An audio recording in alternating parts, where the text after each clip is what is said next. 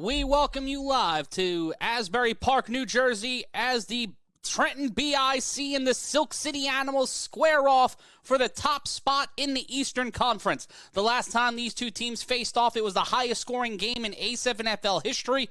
And as the rate things are going between these two teams, we expect a prodigious amount on the scoreboard today as the Animals and the BIC face off. Hello again, everybody. You are looking live at Asbury Park Stadium in Asbury Park, New Jersey. I'm Matt Ryan, joined alongside a man with a vested interest in the outcome as the general manager of the Patterson U, and giving us a unique insight all afternoon is a legendary general manager here in the A7FL, Ryan Shamar. Ryan, this has been the game everybody's been talking about all week across the A7FL.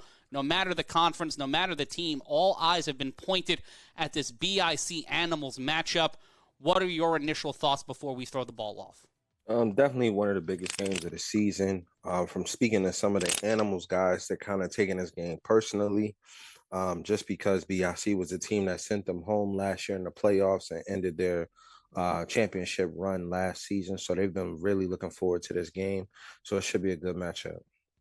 And when you talk about this matchup, you can't go out with looking at the quarterback matchup. David Tender versus Sterry Codrington, two guys with very similar skill sets and the ability to move the ball both through the air and using their legs, but different personalities, different leadership styles. What can you tell us about David Tender? He's definitely a hard-nosed, gritty quarterback, hard to take down, probably one of the hardest quarterbacks to take down in this entire league. Right now, he's playing with a certain level of confidence, and this is definitely being year two for him. He's more confident in his playing style. I think he's learning how to play this particular style of game a little more, and he's confident, and you see it in the way that he's playing, and the game slowing down for him. And heading into today, he was the repeat, he might be up for another OPOY. He might be the front runner for MVP. He's led the league in passing yards and rushing yards. He currently still leads in rushing yards, and a win over the BIC might lock in an MVP candidacy for David Tender. Is he the most valuable player in the A7FL right now? I think he is, especially right now, the way he has the Animals being the number one team in the country right now as far as the rankings. So it's hard to argue that he's not the MVP, but the guy on the other side of the ball today, if he comes out with the win, then it's kind of hard to argue against Sterry, especially if he keeps this up for the totality of the season. He's been in big games all year long, and Sterry's been delivering at the same level, maybe not as much as the rushing yards, but as far as delivering with his arm, accuracy, low turnovers, Sterry's been right there with him.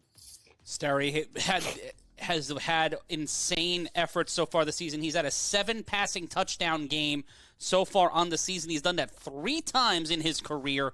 That is an insane stat, but we talk about some of the other players on this team. Trey Robinson for the BIC has been a huge skill player. It's going to be the different weapons both of these quarterbacks have at their disposal. Sterry Codrington has Ashante Worthy. He's got Trey Cohen, who you see right there on that play. They have so many options on offense to help open this game up, but sometimes it's come down to the legs for these quarterbacks, as we see Sterry Codrington pass that ball off to Carnell Wachter, who had an impressive effort against the DC Buzz when we were last with you in the great state of Maryland. But when we take a look at this BIC offense, Kason Campbell, one of the leading touchdown receivers in the A7FL, has had a breakout season, something that Rob Fabian and I have looked at for quite a while, but we look at another guy having a breakout season, Manny Diaz. He did this against y'all last season, but he has been a great weapon for David Tender. What do you like and what do you see in Manny Diaz, the guy that plays for the team of opposite town of you in Patterson? To me, Manny is the more explosive player. I think KP is the more complete receiver, but when Manny touches the ball, it's usually a big play, and he's very dangerous in this matchup today, and he's very familiar with the DBs that he'll be going up against. So if Manny continues to make big plays and BIC doesn't limit his big play ability, it'll be a long day for the BIC defense today. These two teams have been chapping, they've been chirping, they've been looking for a fight all week long. The biggest matchup of the regular season goes down next. The BIC and the Animals heavyweight fight coming to you next. Make sure you stay right where you are.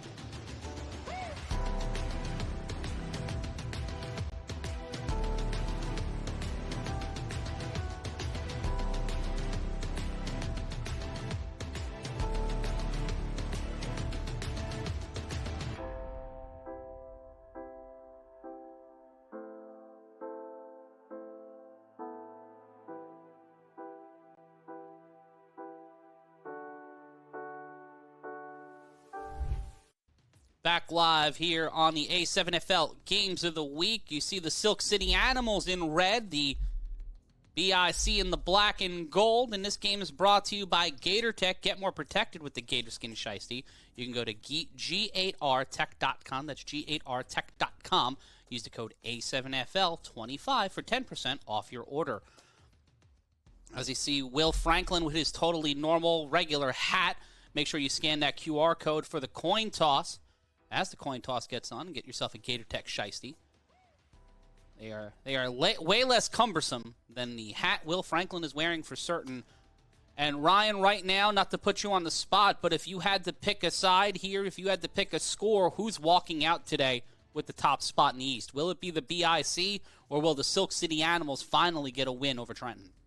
I know this might sound a little skittish or scary, but it all depends on which team shows up today, because BIC hasn't been full strength all season, neither has the Animals. So I'm looking to see in this first quarter what's going on. But if I had to pick pregame, I would pick BIC simply for their familiarity with being in these big games with the number one seed on the line, probably overall in the country as well as in the Northeast, and Steri Cognizant being a seasoned vet, being a champion, and just being in multiple games of this magnitude, I would pick BIC.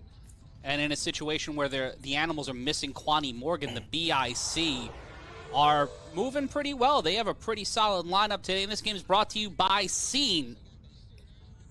Check what the future of monetization and content management can do for you on A7FL.tv and learn more at Scene. That's SEEN.com. Scene, the official partner of the A7FL.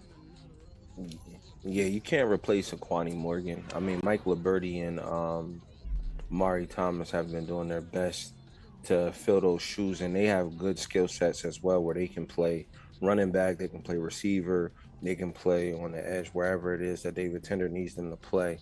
But the explosiveness on Kwani Morgan on a 3-on-1 kickoff is something that I haven't seen the Animals be able to make up for yet this season. So I think that's a big element to this game that's being taken away, as he had returned multiple kicks on BIC last year, as well as multiple touchdowns on the entire league. So him not being there for that 3-on-1 kickoff is a big loss for the Animals. And when you talk about the 3-on-1 return, when you think of the BIC, last year was Marcellus Pack. This year, Ashante Worthy has been the bell cow for a few of those, but Kason Campbell's also dipped in along with Trey Cohen every once in a while. What do you see as more important, having a variety of guys who can do the return or one dedicated returner? You want to have one dedicated returner that is a overall specialist in that. And in my personal opinion, I think Ashanti is the most dangerous 3-on-1 kickoff returner there's ever been, not just from a skills perspective, but his ability to make multiple people miss, his start and stop, his strength. Because even when you get there, it's can you make the tackle? Can he make you miss? And I think him returning kicks primarily is a big factor, even though it takes away from his ability as far as fatigue and his endurance throughout the game. I think he's the best return man in the league.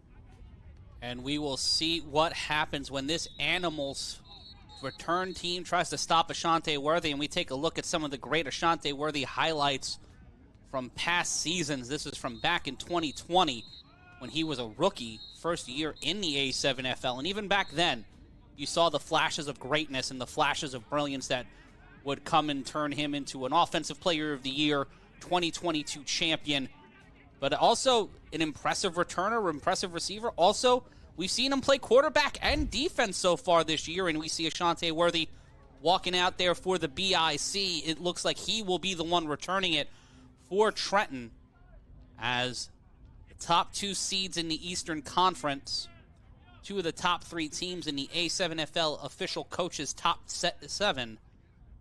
It'll be interesting to see what that looks like after this game and after Sunday. We have action all afternoon on A7FL.tv, and we're so glad you're joining us, whether you're watching us on Fox Soul, Triller TV Plus, Fight 24/7 by Triller, and also internationally on DAZN and on A7FL.tv and the A7FL YouTube channel. Ashante Worthy will get the ball thrown to him. And it looks like David Tender will be on the coverage return as well. Ashante Worthy gets to the 25 to the 40, and he is met by Tender and number 22, No DeVille. The ball's knocked loose! The ball's knocked loose! We'll see if the Animals get it or they blowed the whistle dead. They blew it dead. But they stop Worthy here in his solid return. But Worthy will be joined by Trey Robinson, Sterry Codrington and company, and it will be 1st and 10. Look at the size of that ham hock. Number 92 is a large human being. Yeah, that's Skylar Lash, former Patterson U offensive lineman. He's pretty solid in the trenches, and I think that's where BIC is going to start today, trying to enforce their will in the running game. Trey Robinson's been big for them out of the backfield all year this year. He has been a great utility back for them along, and also you've got K-Wack up there on the line. Animals looking to bring 4, 2 back deep for the Animals on defense. The snap, Codrington underneath, and here's an opportunity for the BIC to get the first down, and that is number 21. That's Kason Campbell on the reception. Another quick first down by the Offensive Player of the Year caliber candidate. And there you see Jay Rolla making his way back to the line. The Shiesty boys, they've got a reputation as they are. There's Trey Baskerville, former Defensive Player of the Year. He has been impressive in making his turn as an Animal, formerly with the Rahway Snow Tribe and East Orange Renegades. Campbell and Worthy at the top of your screen. 3 on the line for Sterry Codrington. Has one man behind him. That's Robinson. On 1st and 10. Robinson will get the handoff. He will have to push through the line, and he finds a way to bounce outside and gets taken out around the 31, slips, slides, and gets another BIC first down. Yeah, and that's pretty much the staple of their offense all season, Trey, making people miss in the backfield in order to create right there on that play. But BIC's been able to push people around even without Dave Valley being there for a majority of the whole season. And that's just him right there having awareness, making a guy miss in space, and him being able to create extra yards. And like I said, the Animals are going to have to stop this run game for 4 quarters in order to really cement this game. And by keeping this run game going and keeping Tender off of the field, this is a big chess move here for BIC. Cousin Man and Jay Rolla on the line alongside LaPera, who is a linebacker. But they've got some large bodies in front of them. And And two of the fastest men in the A7FL at the top of your screen. Caught! Kason Campbell somehow, someway makes the catch. We jumped ahead in time. Looks like we had some technical difficulties, but touchdown BIC. We'll get the replay for you in a second. But Kason Campbell somehow, someway on first down gets the tutty. We'll take a look at the replay here.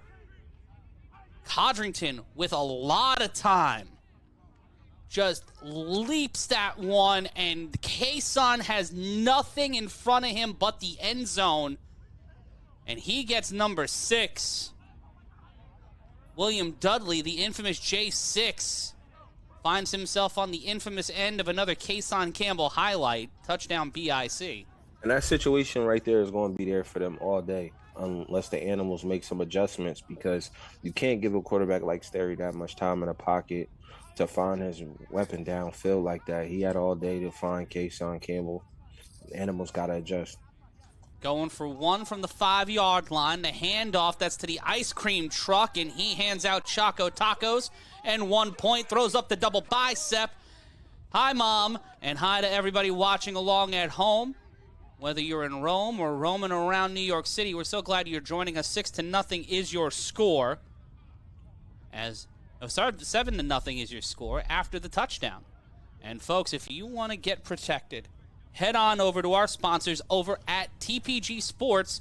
You can also go to GatorTech, but if you want to wear what you see on the field, go to where it's always effort over excuses. TPG Sports, the official uniform provider of the A7FL, provides custom athletic uniforms for athletes of all sports and ages. Get your favorite A7 team's personalized jersey today at A7FLshop.com.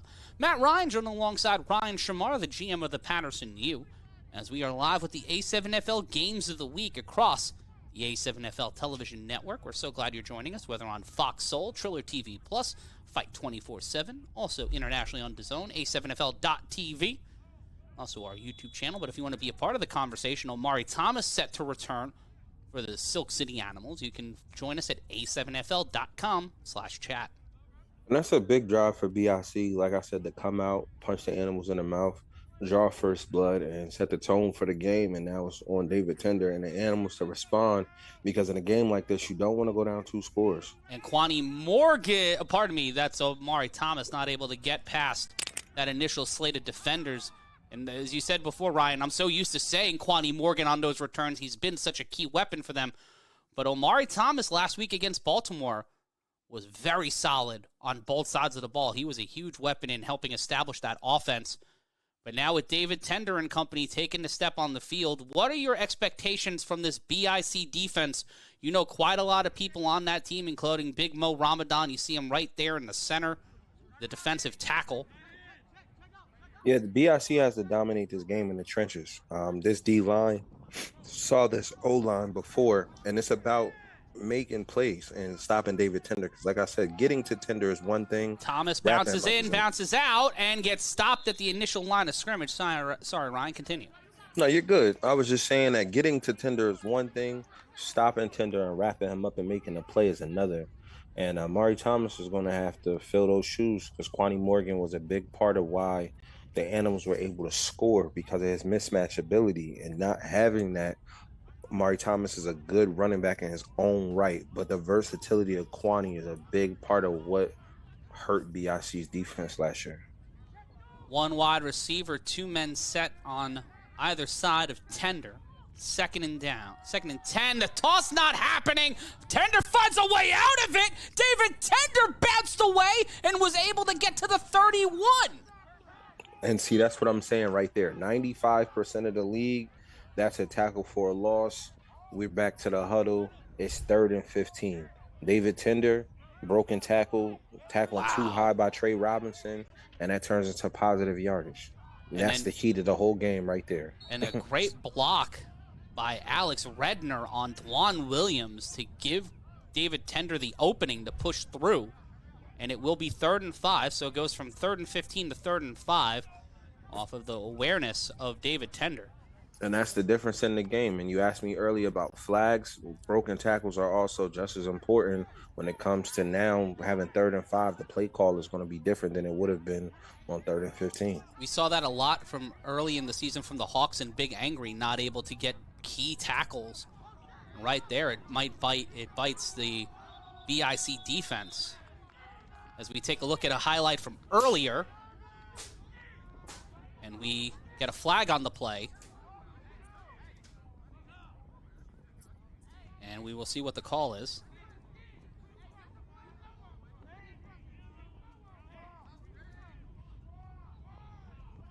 And right now, Ryan, when you're 3rd and 8 after the penalty, what are you calling for here? You see the conversation between Tender and Manny Diaz. Are you calling that one up right now, depending on what the package is? It all depends on what BIC shows you as a defense, because right now they're in that trip set right here, and he looks to go to KP a lot on these type of routes right here, but depending on what's there. Tender will have to keep it. Tender will get the first down, and he will be getting to near the 45, loses his pants, but not his dignity, as he will get the first down. That's a good solid tackle. That tackle right there saves a touchdown. 100% saves a touchdown. That is a bonkers play by Tender, again finding a way to get himself out of trouble, but a flag on the play. It might have been on the defense. Now let's take a look at this play again.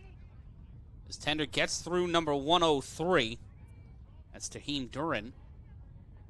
And Tender just dragged the defender, the tackler there, an extra couple of yards. As it is, I believe that might have been Melendez. Couldn't get a read on that. Nah, that's not Jamie Melendez. No. That's somebody I haven't seen all season. But it will be 1st and 10 after the call. 9:55 left to go in the first. Matt Ryan joined alongside Ryan Shamar. Watch the top of your screen. 2 wide receivers set. Possible unnecessary roughness was the penalty. The handoff, and that will be a gain of about 1. This BIC defense have found ways to stifle the backfield, but not David Tender's legs, as it'll be 2nd and 9. It's a good play right there by Big Mo Ramadan, just being able to lock his arms and come down the line and make the play ultimately in a run stop game. BIC's D-line definitely has the advantage over the Animals' offensive line, and that's why I said it's about finalizing the plays and making the plays on David Tender that's going to change the game, because they'll get there. It's just all about whether or not they can catch him and secure him and keep him from being able to create even when he's in the grasp of the defense. 3 wide receivers, 1 man in motion. That's Kasim Perry. Tender throws this one out of reach. Couldn't get a hand on it. That was Perry, the intended receiver. See, plays like that, you got to have it. That's a touchdown. But he hasn't made a throw yet all game, roughly. That's probably the first passing attempt he really has. He tried to put a touch pass there over the top there. It looks like there's Kwani Morgan right there in the huddle with the black shiesty, number 5. If I'm not mistaken, looks like Kwani's in the game. Well, if Kwani pulled up, that's awesome. I saw a photo a few minutes ago of him at his kid's game. If Kwani was able to get there, then that's great. And also right now, Kasim Perry, the leader in receiving yards for the Animals so far this season. He's been the more sustainable option for Tender, as Manny Diaz has drawn a lot of the focus of the defenders. The snap. In trouble. They got Tender. There, there it is. The ball comes loose. That's a fumble. That's a fumble. Picked up by the BIC defense. That's Kevin White. Can Kevin White? Oh, that's Isaac Negron, too. We'll see what the call is as he hits the Chuck Taylor. You got to go score the football. That's a John Morant grenade celebration right there, but that's a fumble. And we'll see again on the replay. Tender was trying to figure out a road, and then Isaac Negron, a sack, and then what would be and end up being a fumble. Yeah, his hand was down, almost like he was bracing to break the tackle, like he did the first drive on Trey Robinson. And when he put his hand down, the ball came out. Now, whether or not the ref will say the hand being down is the body part that he's considering to be down, or if forward progress was stopped and it was an early whistle, that'll be up to the referees on the field. But that ball is out before he's down by contact for sure. Well, let's see again on the replay. Tender being grabbed. He gets brought. He puts one hand down, and then he loses control of the football. And like I said earlier, with a runner, the ball can cause a fumble. I mean, the ground can cause a fumble for a runner if no other body part is ruled down. So I don't know if that was an early whistle. Well, it was. Either way, it was called a sack, and it will be the BIC getting the ball after an interesting return throw. It made the distance you wanted it to make, but it lands around the 41, 39-yard line. And at the end of the throw-off, at the 7:58 mark of the first quarter, 7-0 your score. When we return, we'll see if the BIC are able to add more points or if the Animals defense will be able to get a stop. We'll be back after this.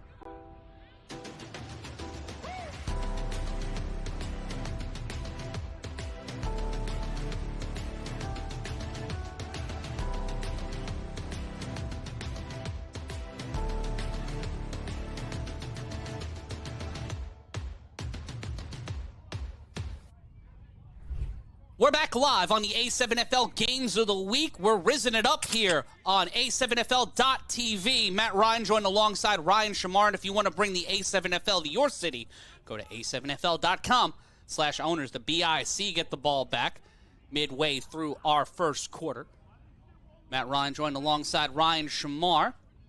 High energy action all afternoon on A7FL.TV, or if you're joining us on Fox Soul, Triller TV Plus, internationally on DAZN, or on Fight 24/7 by Triller. We're so glad you're joining us.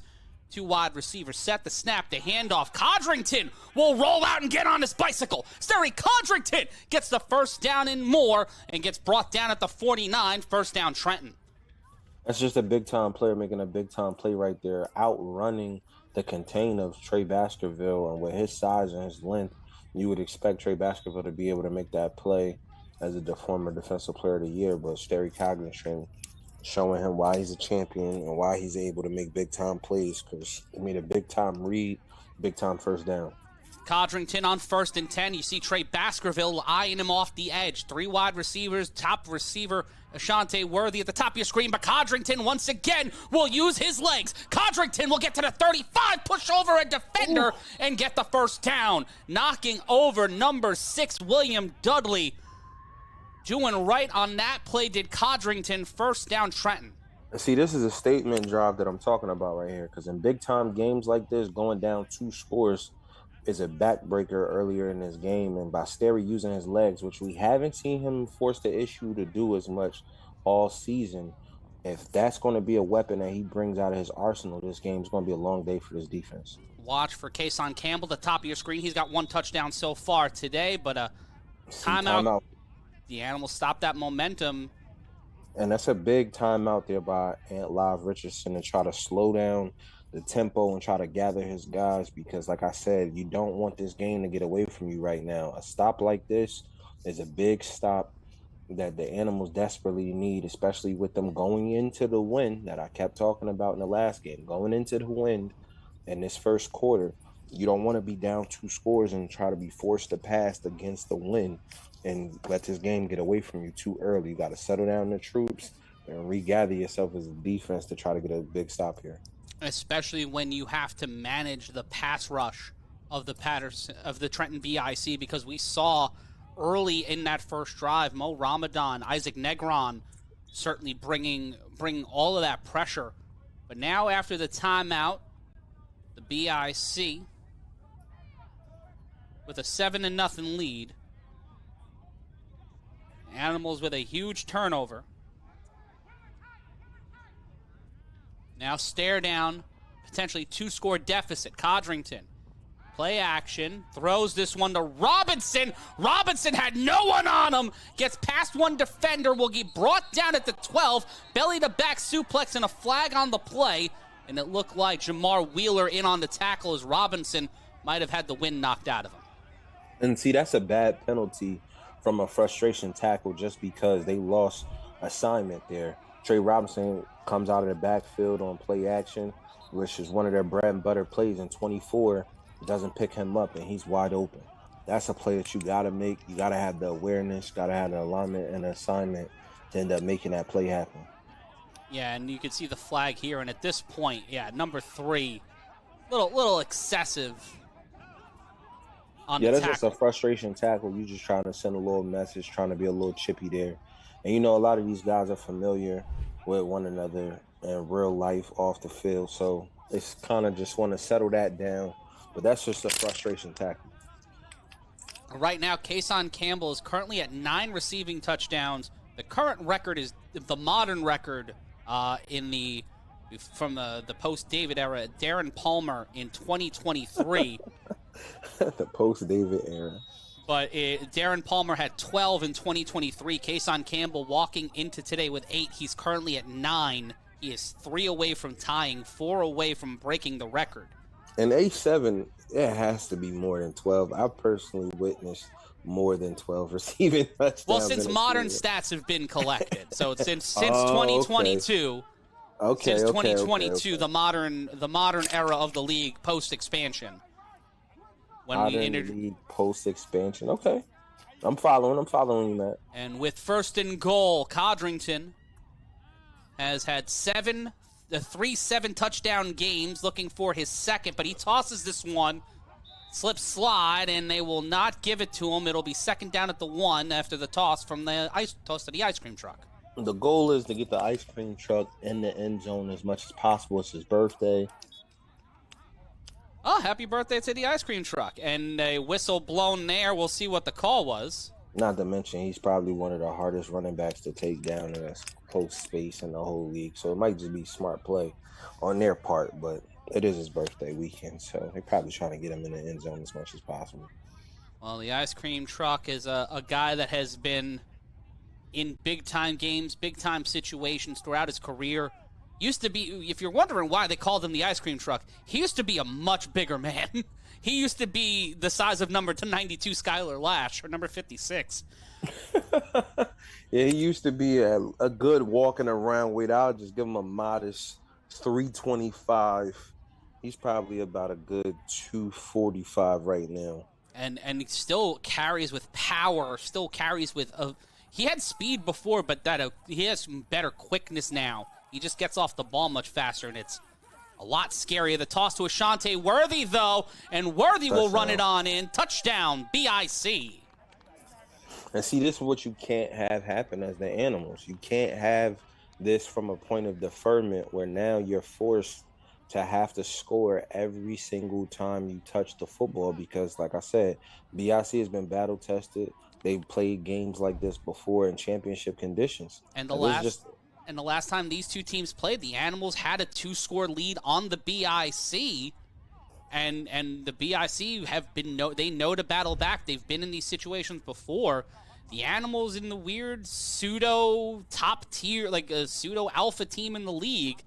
This settles a lot of things, but now Codrington walking to the line with a 2-score lead, looking for one more point to make it 14-0. The snap, Codrington rolls out to his left. He's got the seam. He tosses it. Good catch. That's a great catch, Trey Robinson. Trey Cohen. What? Watch the big. Did you see that? Did you see number 56? My goodness, Marky Gilly, a.k.a. Chum, doing what Trey Cohen can at my weight and height. What a play, and after that touchdown, and after that, we see the Animals back with the ball. More action, more highlights, more football. Next.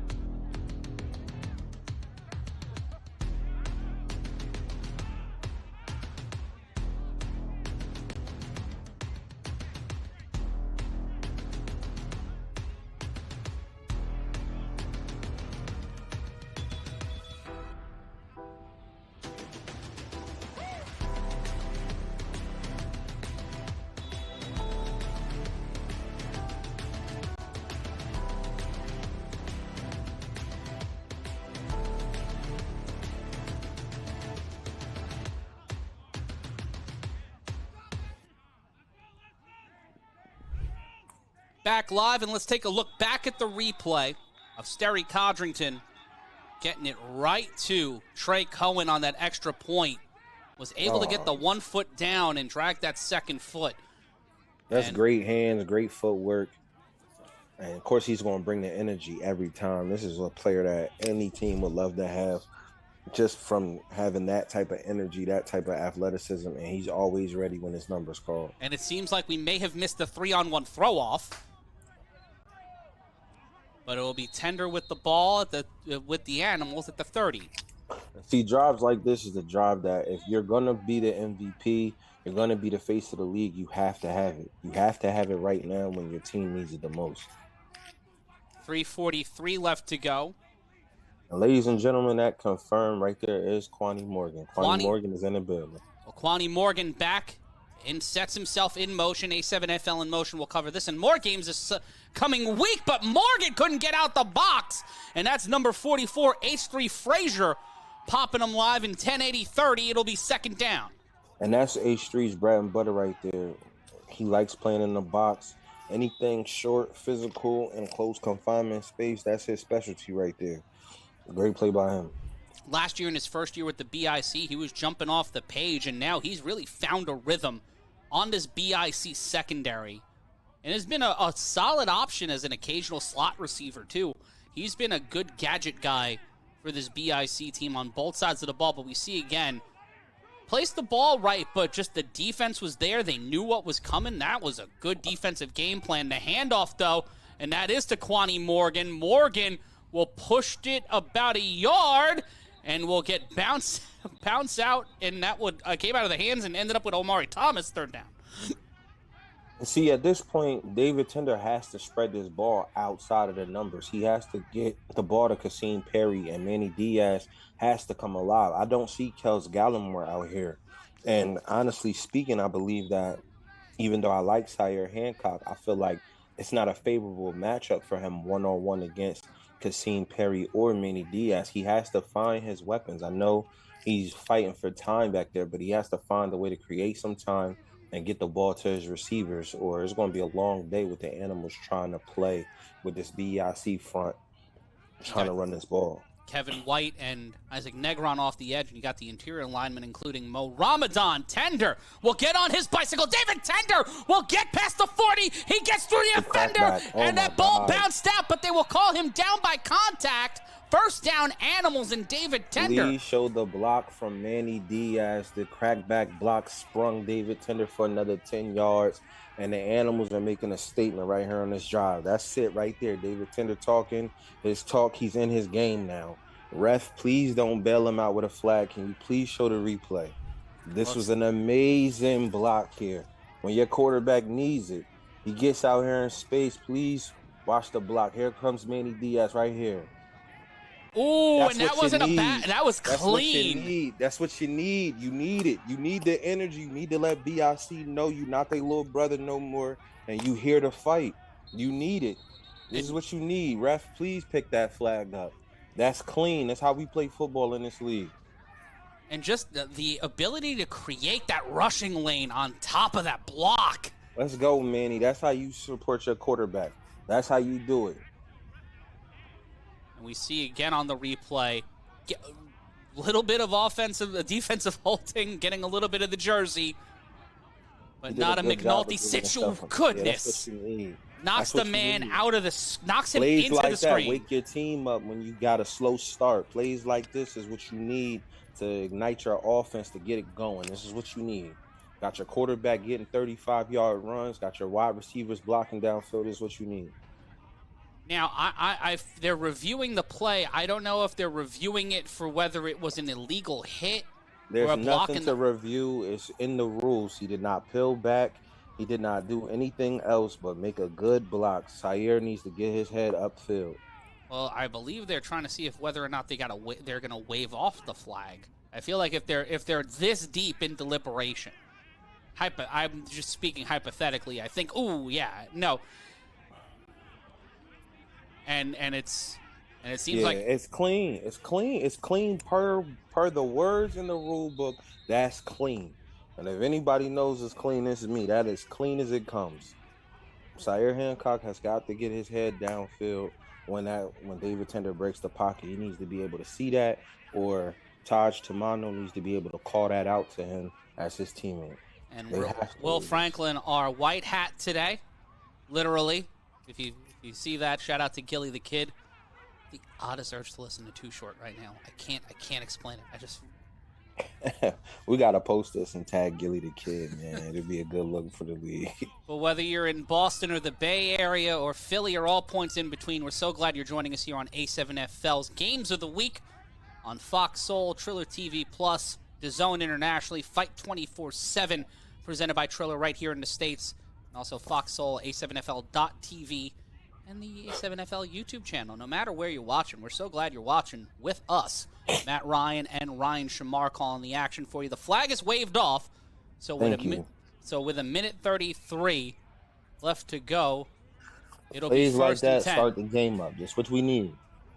That's what we need. This game of the year, we need to rev this up. This is what gets Riz in the game. As they try to rev the Riz up here, the handoff. Nope, Tender will keep it. Tender will split through both Isaac Negron and Mo Ramadan. A slight gain, but Tender will get taken out on the carry. It will be second down. All right. I'm good with the read because it was the right play, but David Tender needs to be able to facilitate this football. He can't just take the game and feel like I have to go 1-on-7 and beat BIC by myself. He has to find his playmakers down the field. Now, they done blocked for you. KP and Manny, you got to feed them. Feed your wolves. They will pay you back. You got to get the ball in these playmakers' hands. It hasn't been done all quarter. It needs to happen now. If you want to be a part of the conversation on social media, join us at a7fl.com/chat. That's a7fl.com/chat. Join us in the locker room chat. Me and Ryan are in there right now. Come say hi. It's absolutely free. Matt Ryan joined alongside Ryan Shamar. 3 wide receivers set on 2nd and 5. Tender will throw this one off his back foot. There it Caught! is. Touchdown. Manny Diaz makes it to the end zone. I called, and look at the matchup. No Kels Gallimore. They have Taj Tamano one-on-one with Manny Diaz. That is a mismatch. Just David Tender has to create some time. He has the matchups he wants on the outside. Touchdown. Put the ball in your playmaker's hands. I just said it. Shamar Stradamus coming through in the clutch here as the Silk City Animals. We take a look again on the replay. Effective play from that offensive line, giving Tender just enough time. Diaz with the perfect placement, and there's Tamino just far enough away to get close, but never get too close. Could not let him get past him, and he certainly did. Slip, slide, touchdown Silk City. As this one, with an extra point, gets closer and closer to a one-score game, 14-6. And see, DeJuan Williams right there being hesitant because he's afraid of David Tender's escapability. And Tender going to the escapability, Lord. Sweet, sassy, molassy like Ray Romano on SNL in 98. David Tender slips, slides, and finds himself back into the end zone as he gets the extra point. And it will be 14-8, making it a one-score game with 17 seconds left to go in the first quarter. Let's take a look again. This is this escapability DeJuan Williams was afraid of on the last play, which hesitated his rush. Now David Tender breaks the pocket. Now the Animals are in their bag now. Now they're talking to BIC. They're letting them know, we're not just going to let y'all blow us out. We here, we fighting. Y'all know we here now. That one play from David Tender and that block from Manny Diaz woke the whole thing up. Now we here. And if you want to be a part of the conversation when this man, Ashante Worthy, returns the football, scan the QR code on your screen now. Go to a7fl.com/chat. That's a7fl.com/chat. Download Locker Room Chat and join us. Drop a comment, get a shout out. Download Locker Room Chat today. Matt Ryan joined alongside Ryan Shamar. It's the A7FL Games of the Week. The Shiesty Boys, a.k.a. the Silk City Animals, with a one-score deficit as they are prepared to throw the ball off to the Trenton BIC and Ashante Worthy. With 17 seconds left to go in the first, it'll be an untimed down. A lot of chirping going on. You see the commentary to the sidelines. A lot of chirping out there. That means this game is going to get close and contentious. Ashante Worthy Gets past the first level of defender. He gets past the second. Ashante Worthy breaks away from David Tender. Breaks away from the other returner. Slip, slide. That is the most valuable player in the league. Ashante Worthy takes it to the house. Touchdown, BIC. And I told you, when he's the most dangerous 3-on-1 return man that has ever been in this league in the totality of his career. He's the most dangerous. When he attacks that 3-on-1 like he wants it, it's a different type of story right here. He breaks one tackle. That's one man miss. Gets past Jamar Wheeler. Gets David Tender. Stuck on the sideline. Stays in bounds the whole way. Out of there. Get off me too. I'm out of here. When he wants it, there's nobody stopping him on that 3-on-1 except for Patterson U. The first return touchdown for Ashante Worthy since 2023 on the games of the week. A big, big welcome back to the 3-on-1 Tutty Club for Ashante Worthy. This aspect of his game has been missing. He deferred it last year to Pat because he was being a team player, but when he's back there, he gives them the best chance. Going for one from the 5. Codrington throws this one out of reach of the receiver, and Worthy couldn't finish the job there, but 20-8 with no time off the clock. The Animals will get the ball back. And all of that momentum that the Animals just built up, the air just went all the way out that balloon. But they will have a chance to kind of reset that with the 3-on-1 throw-off here. If they get the right returner, if Kwani Morgan's taking the pill back. Now, Kwani has to answer. This is a part of these dog fights right here. You get one, you got to answer back. You got to respond back. If not a return, you got to give your team great field position because now it's about time and score. Time and score. We're down 2 scores now. It's about time and score. Looks like Dwan Williams and Jamie Melendez will be a part of the coverage team. And if Kwani is out there, that's exactly who he wants to see right now. No disrespect, but Kwani Morgan can outrun a lot of these guys that's on this throw-off team. It'll be his chance to get them back within 1 score. And it is Kwani Morgan waving hi to everybody. Hope his kid won his football game today. Oh, he's throwing up the heart signs. We got to get friendship bracelets. But it will be an untimed down with 17 seconds left to go. Williams will throw this one. It'll make the requisite distance. Picked up by Morgan at the 15. He's calling his spot. He gets around the first layer of defense, gets around the second, cannot get through the third, and is brought down at the 41. That's a great wrap there by Jamie Melendez on that tackle. Kwani has to play that smart. Don't be too much of a pride thing trying to go 1-for-1 with Dwan Williams. Make the best move, make the best read. Trey Cohen was also in on that, and he's one of the scrappier dudes in this league. No matter his pound for pound, reminds me a lot of like Floyd Mayweather in that I don't care who you are, I'm always going to bring my best against you, and I'm going to find a way to beat you no matter the size, no matter the situation. Well, he's one of the best tacklers of the 3-on-1. It's just because he's so fast, you don't see him coming at you. And that's the end of the first quarter. 1 quarter down, 3 more to go in this big-time showdown. Can the Animals answer back? We find out next.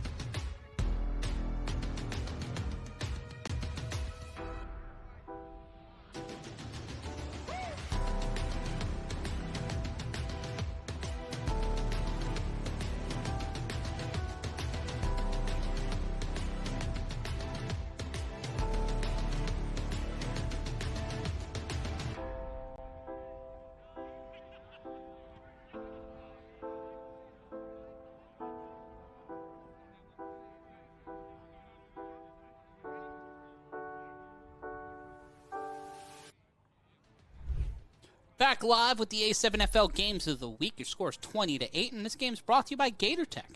Get more protected on the field with the Gator Skin Shiesty, shown to reduce concussion risk by up to 79%.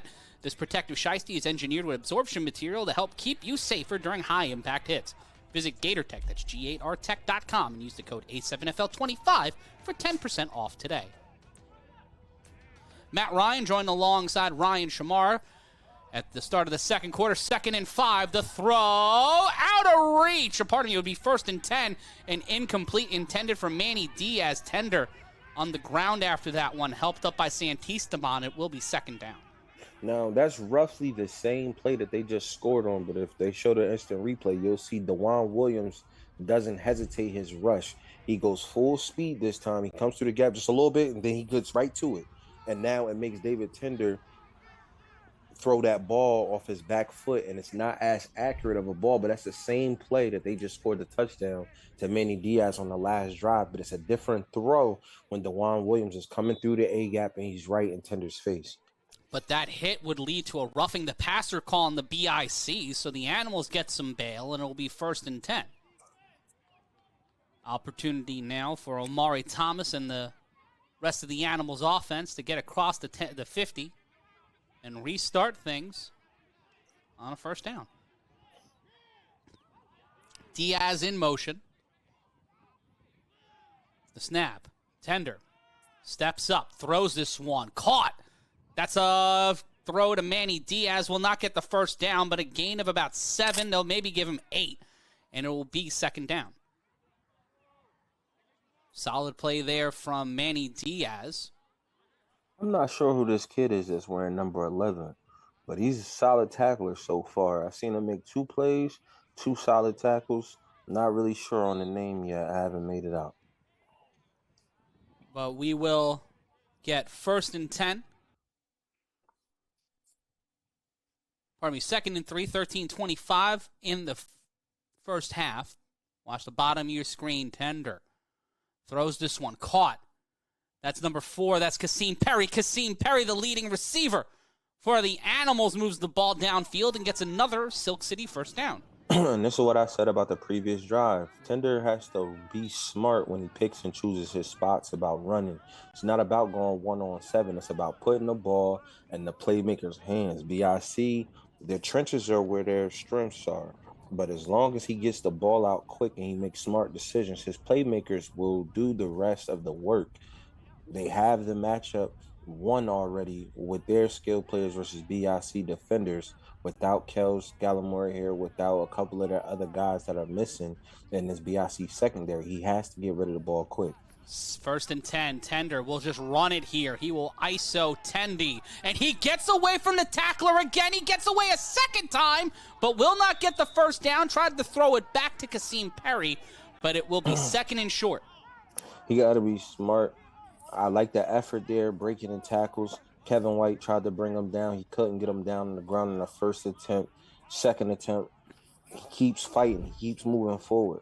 It's pretty dangerous. It looks scary because I don't want his legs to get caught underneath him on one of these tackles. But you see Kevin White right there with the effort. DeJuan Williams tries to help out. It's tough. Like I said, getting to Tender is part 1.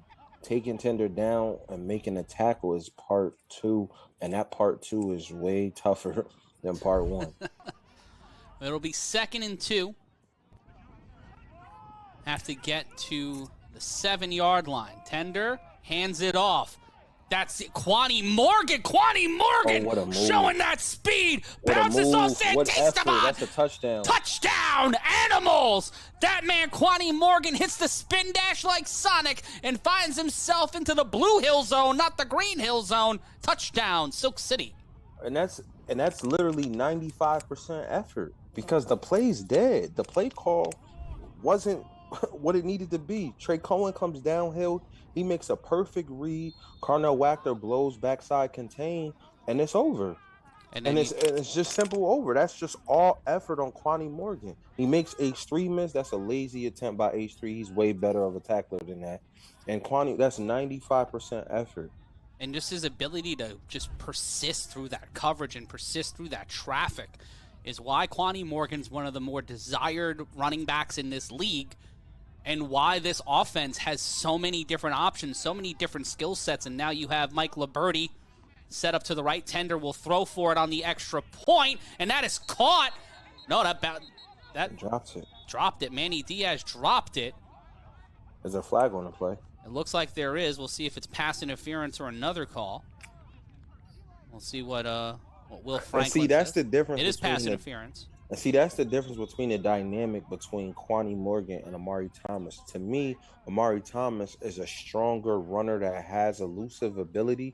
But if that same play happens with Amari Thomas, it could be a positive gain. I don't know if that's a touchdown because of the mixture of elusive and quickness and speed that Kwani Morgan brings. The dynamic is just that much of a step up, and these backs complement each other well for the Animals.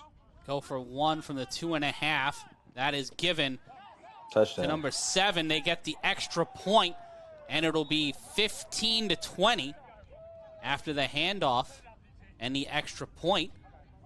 And the Animals make this a one-score game once again with 11:30 left to go in the half. And this game is living up to what we talked about. This game, the last time these two teams played, it was the highest scoring game in A7 history.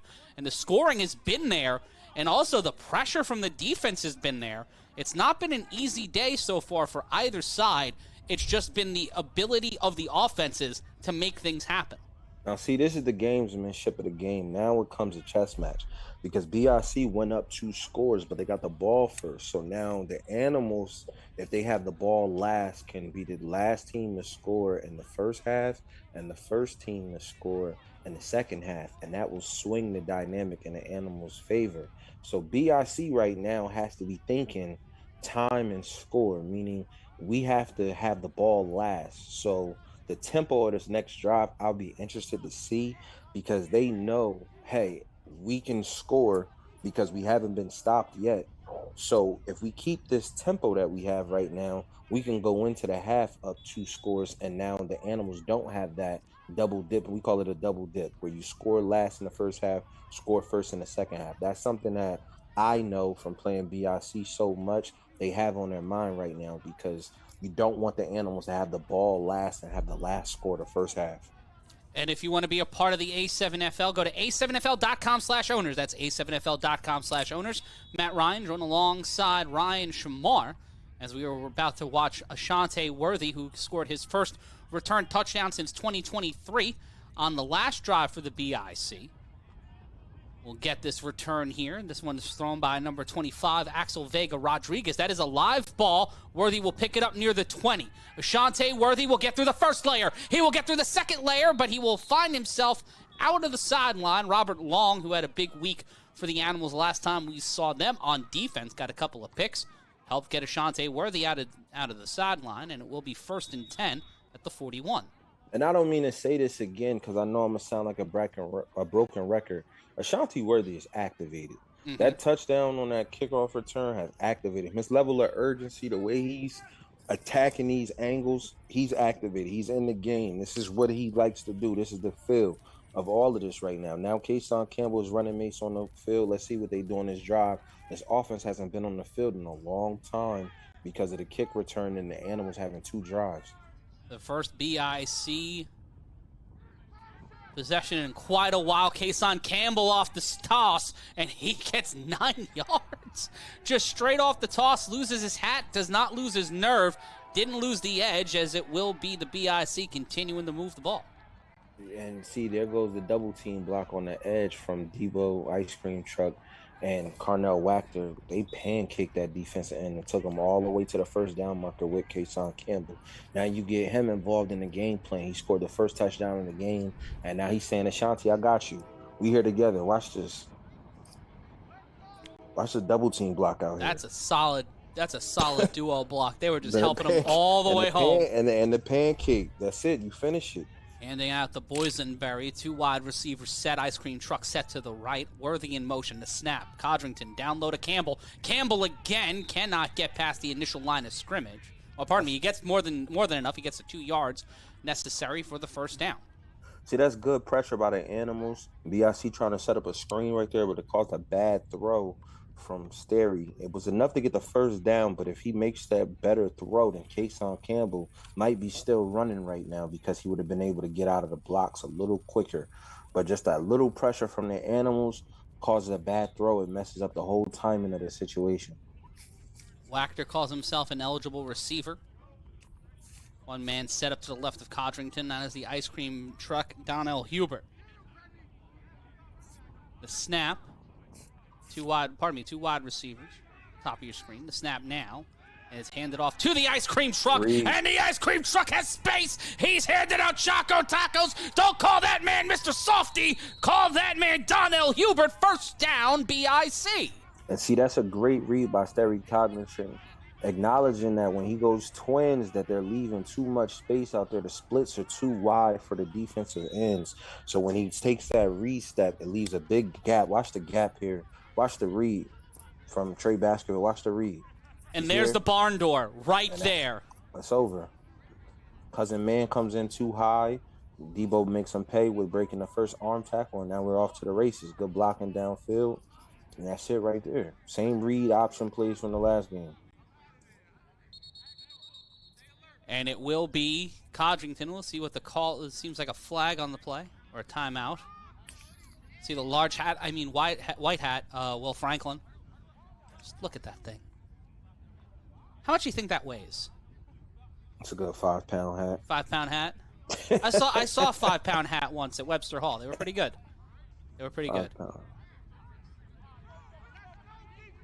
Is there a flag? I think there was a flag. We're waiting to see what the call was.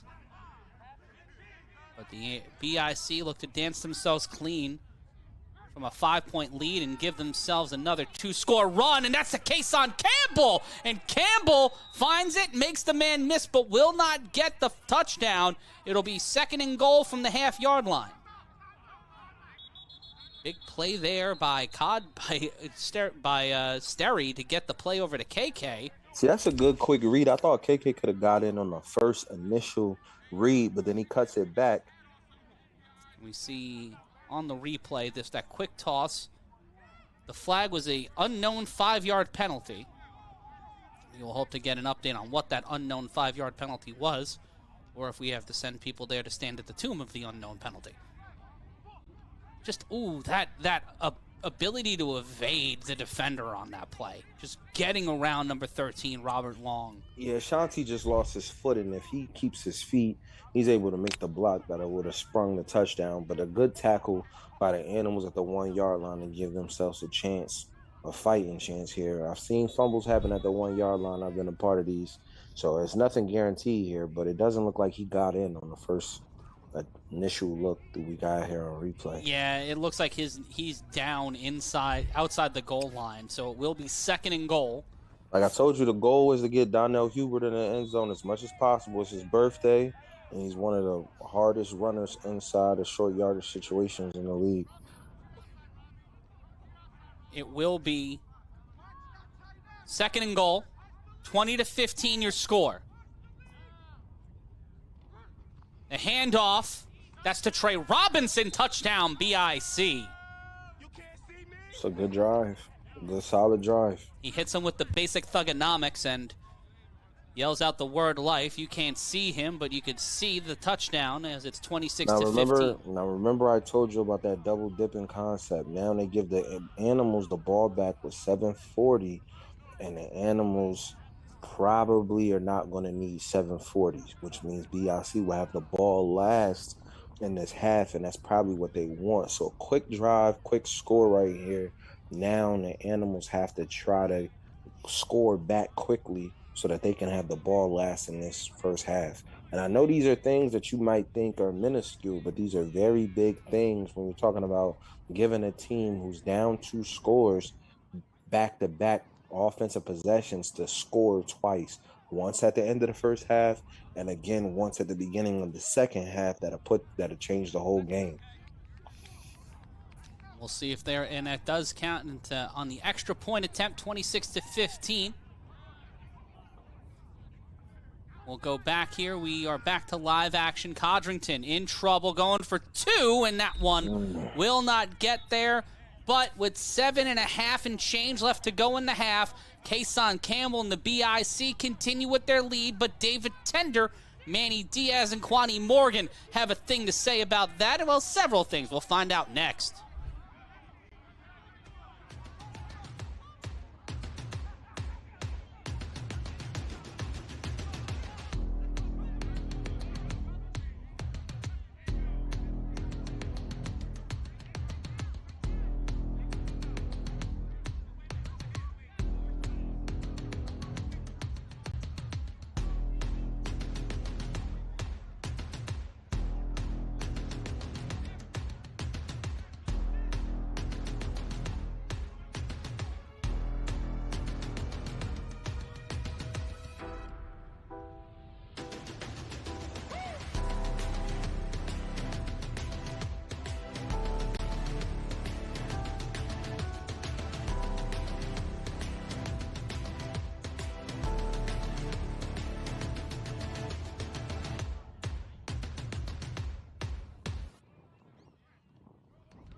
Back live here on the A7FL Games of the Week. It may say 0-0 on the time, but we've got more than enough time left here. Matt Ryan here with Ryan Shamar. It's the A7FL Games of the Week, and this game is brought to you by Tape Me Up. Get taped up like a pro as professional athletic trainers provide services to athletes of all sports and ages. For more information, go to tapemeup.net. That's tapemeup.net, or scan the QR code now. Matt Ryan joined alongside Ryan Shamar, and that incompletion was Sterry Codrington's first incompletion, Ryan, since the second quarter of last week. And while Kwani Morgan cannot throw his phone to save his life, he is able to run the ball back with expertise. What do you expect from the Animals here after the BIC counterpunch with a big touchdown? Kwani Morgan has to set the tone for this drive right here. Ashanti Worthy gave BIC a touchdown when the Animals were gaining momentum. Kwani Morgan owes the Animals a big response return at some point in this game. It might not be right here, right now, but Kwani Morgan has to pay that bill right back. Whatever Ashanti does on return, Kwani Morgan has to match that. You can't lose all three phases of the game here right now.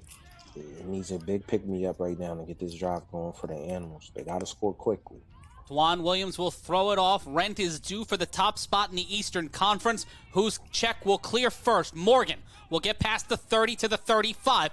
Gets around the defenders. Gets through. Gets around. Cuts through again. But will be stopped. He will stay upright and will be brought down at the 39.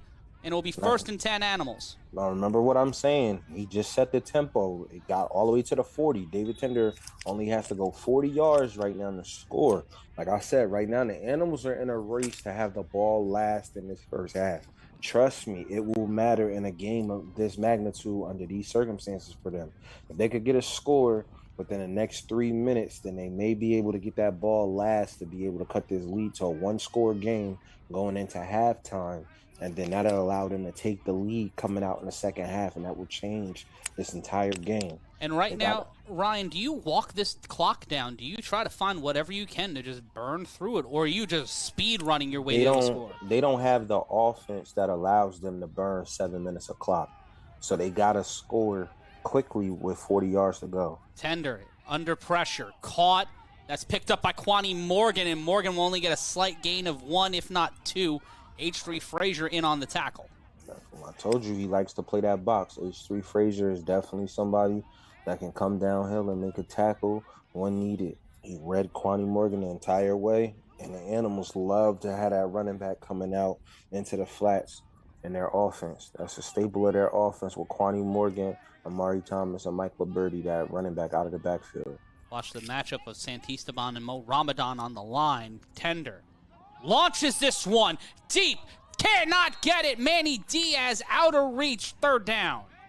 They went back to the same play that scored them the touchdown. Manny Diaz in the middle of that trip set, going all the way across the middle on that deep post against Zaire Hancock, and he's open. David Tender has to make that throw. They have to score. He has to make that throw. These are big-time throws that he has to make. Offensive Player of the Year, league leader for MVP, you have to make that throw in a game like this. And with their backs against the wall, 3rd and 9, we've seen Animals offense make magic happen, especially David Tender on 3rd and long situations. He might use his legs here. Watch the top of your screen. There's a lot of real estate there. Yes, sir. That's it, too. That's literally the read. Tender snaps. He will go on his bicycle, and he is stopped. Big play at the line, and a huge stop by number 22. That's Isaac Gomez. Isaac Baby Joker Gomez back in the lineup. He steps up there and makes it 4th down. And see, he's specifically in the game to spy David Tender. Specifically in the game to spy David Tender. That's why when you called out that read, Matt, about the space up there, he's literally in the game for that one play and one play only to do that one responsibility. They moved DeJuan Williams to defensive end, and now Isaac Gomez replaces him at linebacker for that speed factor against David Tender. Flag on the BIC defense, it seems. Conversation between Isaac Gomez, H3 Frazier, and Will Franklin. You see Sterry Codrington and Kenny Stansberry coming out to the field to do some litigation. In those situations, Ryan, when you're trying to, do you have to like hand in a habeas corpus plea? Is there like some sort of, or you just got to go up and say, yo, this is nonsense. What are you doing?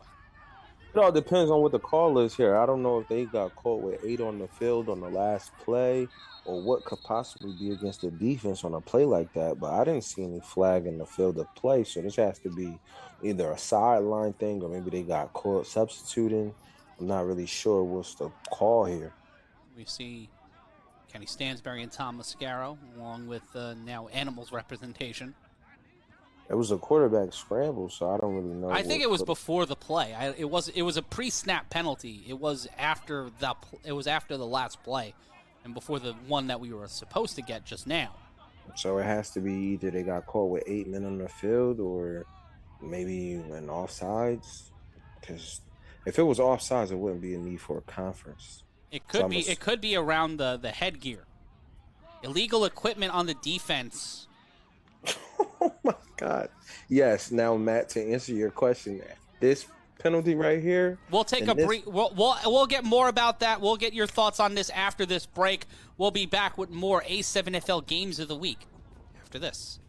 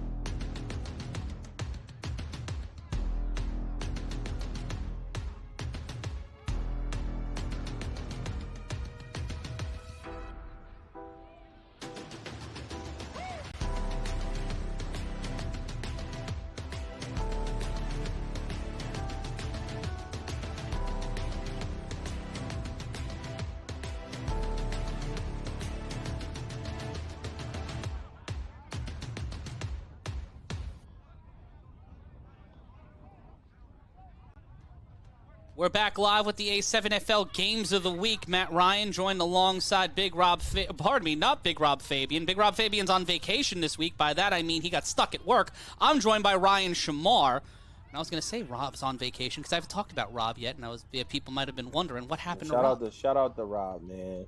I'm only here for a good time, not a long time. I'm sure Rob will be back with y'all. You're Uncle Buck. You're here to teach us some lessons, make big pancakes, and watch people play football. Yeah, if this is an illegal equipment penalty, as a coach or GM, whatever you want to call me, I'm going crazy right now because in a game of this magnitude, it's 4th down. My defense is balling right now after a big return by Quanti Morgan.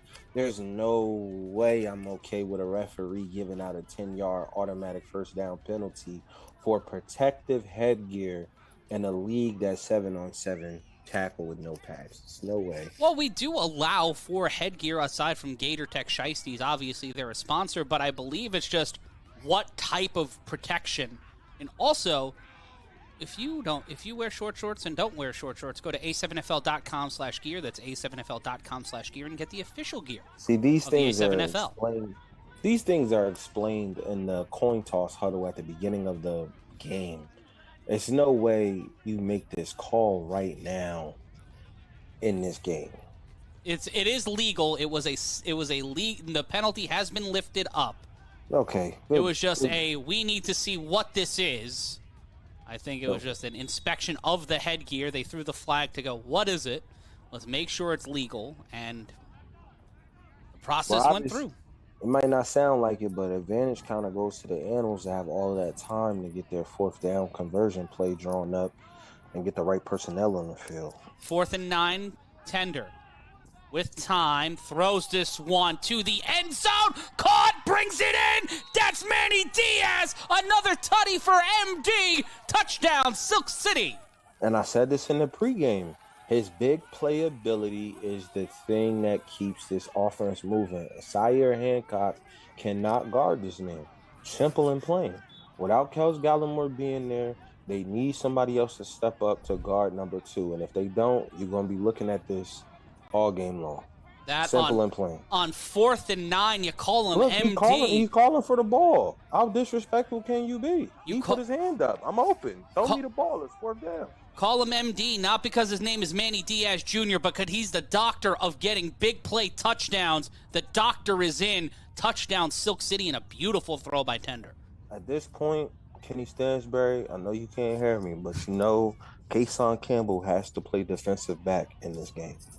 And it has to happen. I think it might happen if you have the ability to trust your offense around Ashante Worthy here. Then just caught in, bang, just beautiful procedure by Diaz just to make sure the ball came in. He caught it, they got it, and they were able to get the touchdown. I'm sorry, I like Sire Hancock as a person. He cannot guard Manny Diaz one-on-one in this game. It's not going to happen. And a flag, it seemed. No flag. Or possibly a flag before the 2-point attempt. And was it? What did I say? They got the ball with 7:40. I said they need to score before the 4-minute mark if they plan on getting this ball back at the end to have the last possession of the half. Now, BIC does have the offense to run out all 4 minutes to make sure that they're able to take all 4 minutes to score to go into the half up 2 scores. But remember, watch the clock for the animals to get the ball last to try to go into the half with a 1-possession game like this. And they have no timeouts. They have burned through all their timeouts. They had a timeout taken away by the officials earlier in the half. So the animals now only have the 2-minute warning to try and stop the BIC from running out the rest of this quarter unless they return it on a 3-on-1 return, the BIC, and then the animals get the ball back. But there's the handoff on the extra point attempt. Tender will dance around. He gets around the defender. He gets through the tackler, and there it is, another extra point for David Tender and the Silk City Animals, putting 2 on the board, making it 23-26. Now in the A7FL, there's no kicking, there's no extra points, so the BIC and the Animals can only respond with a touchdown, but it is a 3-point game, a half-possession game, essentially, Ryan. A touchdown gives the Animals a lead.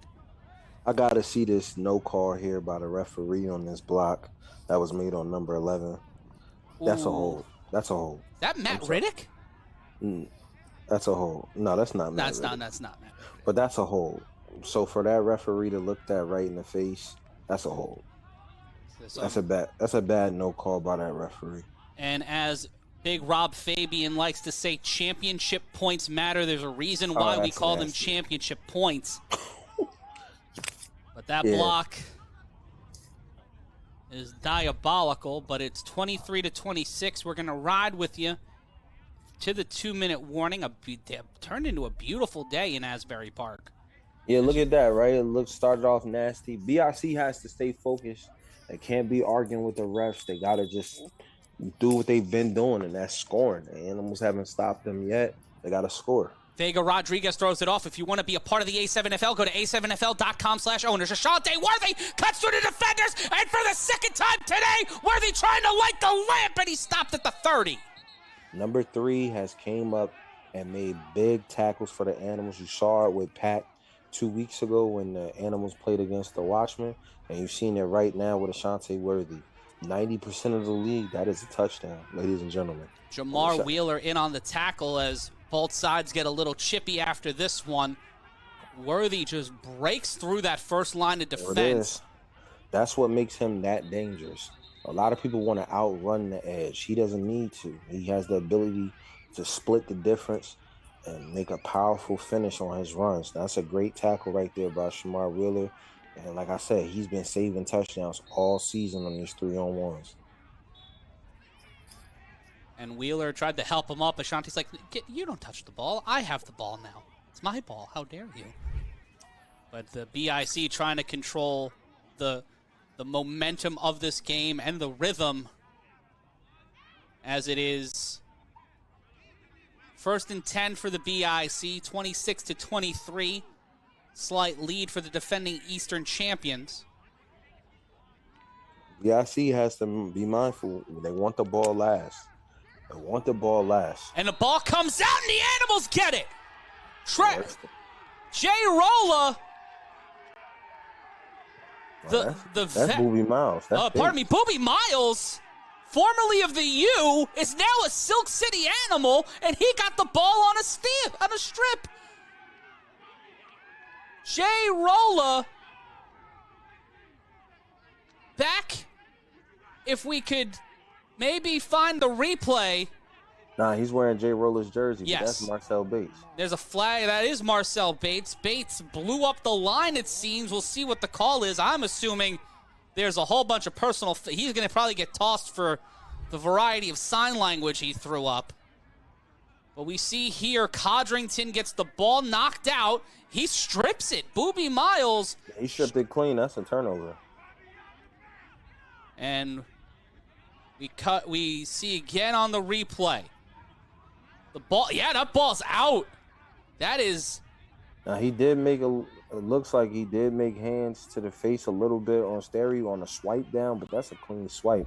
If the ref's not making that call, I don't know what the call is. Nope, it looks like Animals football. That's good. They must have flagged him for a personal foul after the play. That's a good play by Marcel Bates. Good strip sack fumble. And it will be Animals ball. The clock will run, and Ryan Shamar, you said that the Animals want to get the Animals need to get the ball back and to get that double dip. They might be able to pull off a triple dip. Yeah, that turnover was the best thing that could have happened to them. Now they got the advantage to go down and take the lead. 1st and 10, Tender throws it underneath. He's caught it. That is Kasim Perry with the catch, and that will continue to run the clock as Perry gets another first down for the Animals. These Philly boys, led by David Tender, are making quite the move as the clock continues to run.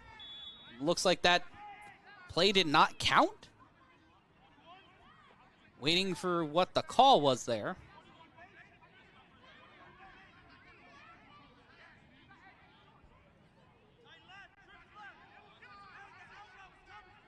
But it will be 2nd and 10. Seems like that was an incomplete pass. In motion was Kasim Perry.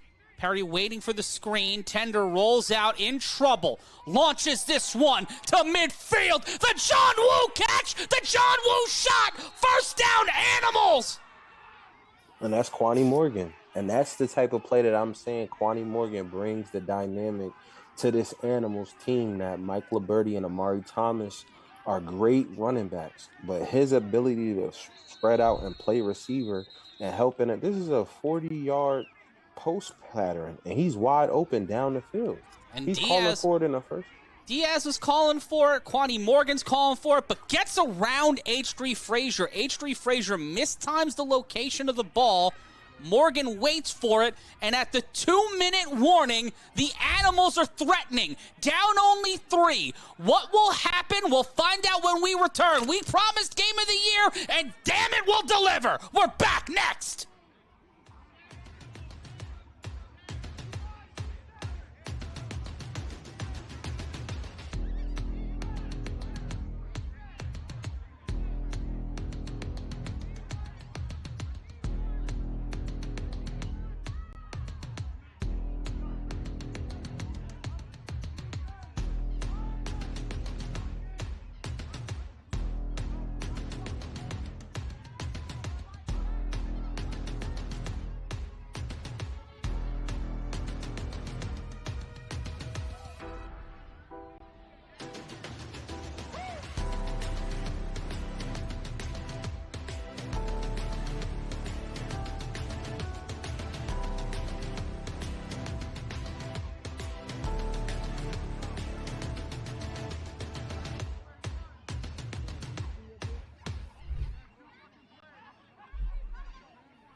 The birds have descended. It's not a Hitchcock film. It's the BIC and the animals. Matt Ryan joined alongside Ryan Shamar. And if you want custom athletic uniforms for athletes in sports of all ages, get a jersey or uniform now at tpg-sports.com. That's tpg-sports.com. And get a custom A7FL jersey while you're there, too. Pick one up now at tpg-sports.com. Time and score right here. 2 minutes. Make BIC use all of their timeouts. You got to be smart with the football here. Got to be smart. The snap on first down. And that is brought down, and that is a sack for the BIC defense. They take David Tender down, and he seems a little hurt.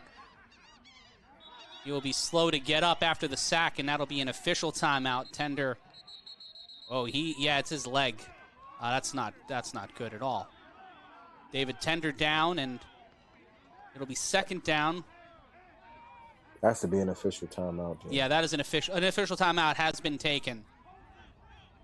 And we'll take a look again at the replay. It looks like he might have caught his leg underneath him. And I kind of said that earlier. You see his ankle get rolled up a little right there. I said that when you're a quarterback and you're trying to force missed tackles too much, you don't want to get your legs caught up underneath guys when you're trying to push them up off of you, because that's going to happen. And it's not intentional, but that's just the way of the game. I've seen it so many times where guys are trying too hard. Like right here, just ball up and go down. Oh, yeah, I can see that right ankle gets a little hyperextended. We'll take a brief timeout. We'll have more after this. It's the A7FL Games of the Week.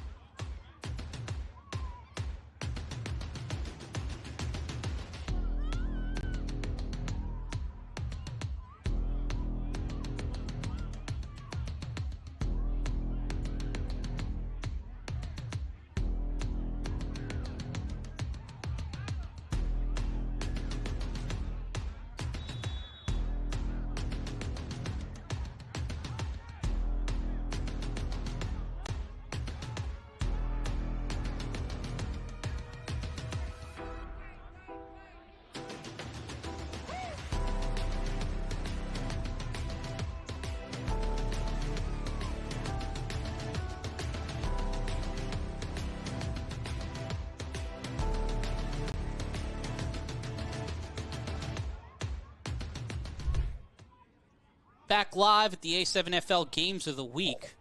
David Tender was injured before we went to break. We hope to have an update on him fairly soon. Quani Morgan seems to be stepping in at quarterback. It'll be Morgan stepping up for Tender. It'll be 2nd and 11 after the sack. Mike Liberty stepping in as well. And good thing is David Tender walked off on his own power, so Morgan will keep it. Quani Morgan gets stopped by H3 Frazier, and it'll be 3rd down. Got a few yards on that one. But that's a great tackle by H3. If he wrapped, I couldn't really see in real time because the players were blocking the tackle, but that's his strong suit. His strong suit is tackling in the box. Maybe not identifying the ball in the air, but tackling in the box. He does make an attempt to wrap. He clipped his feet.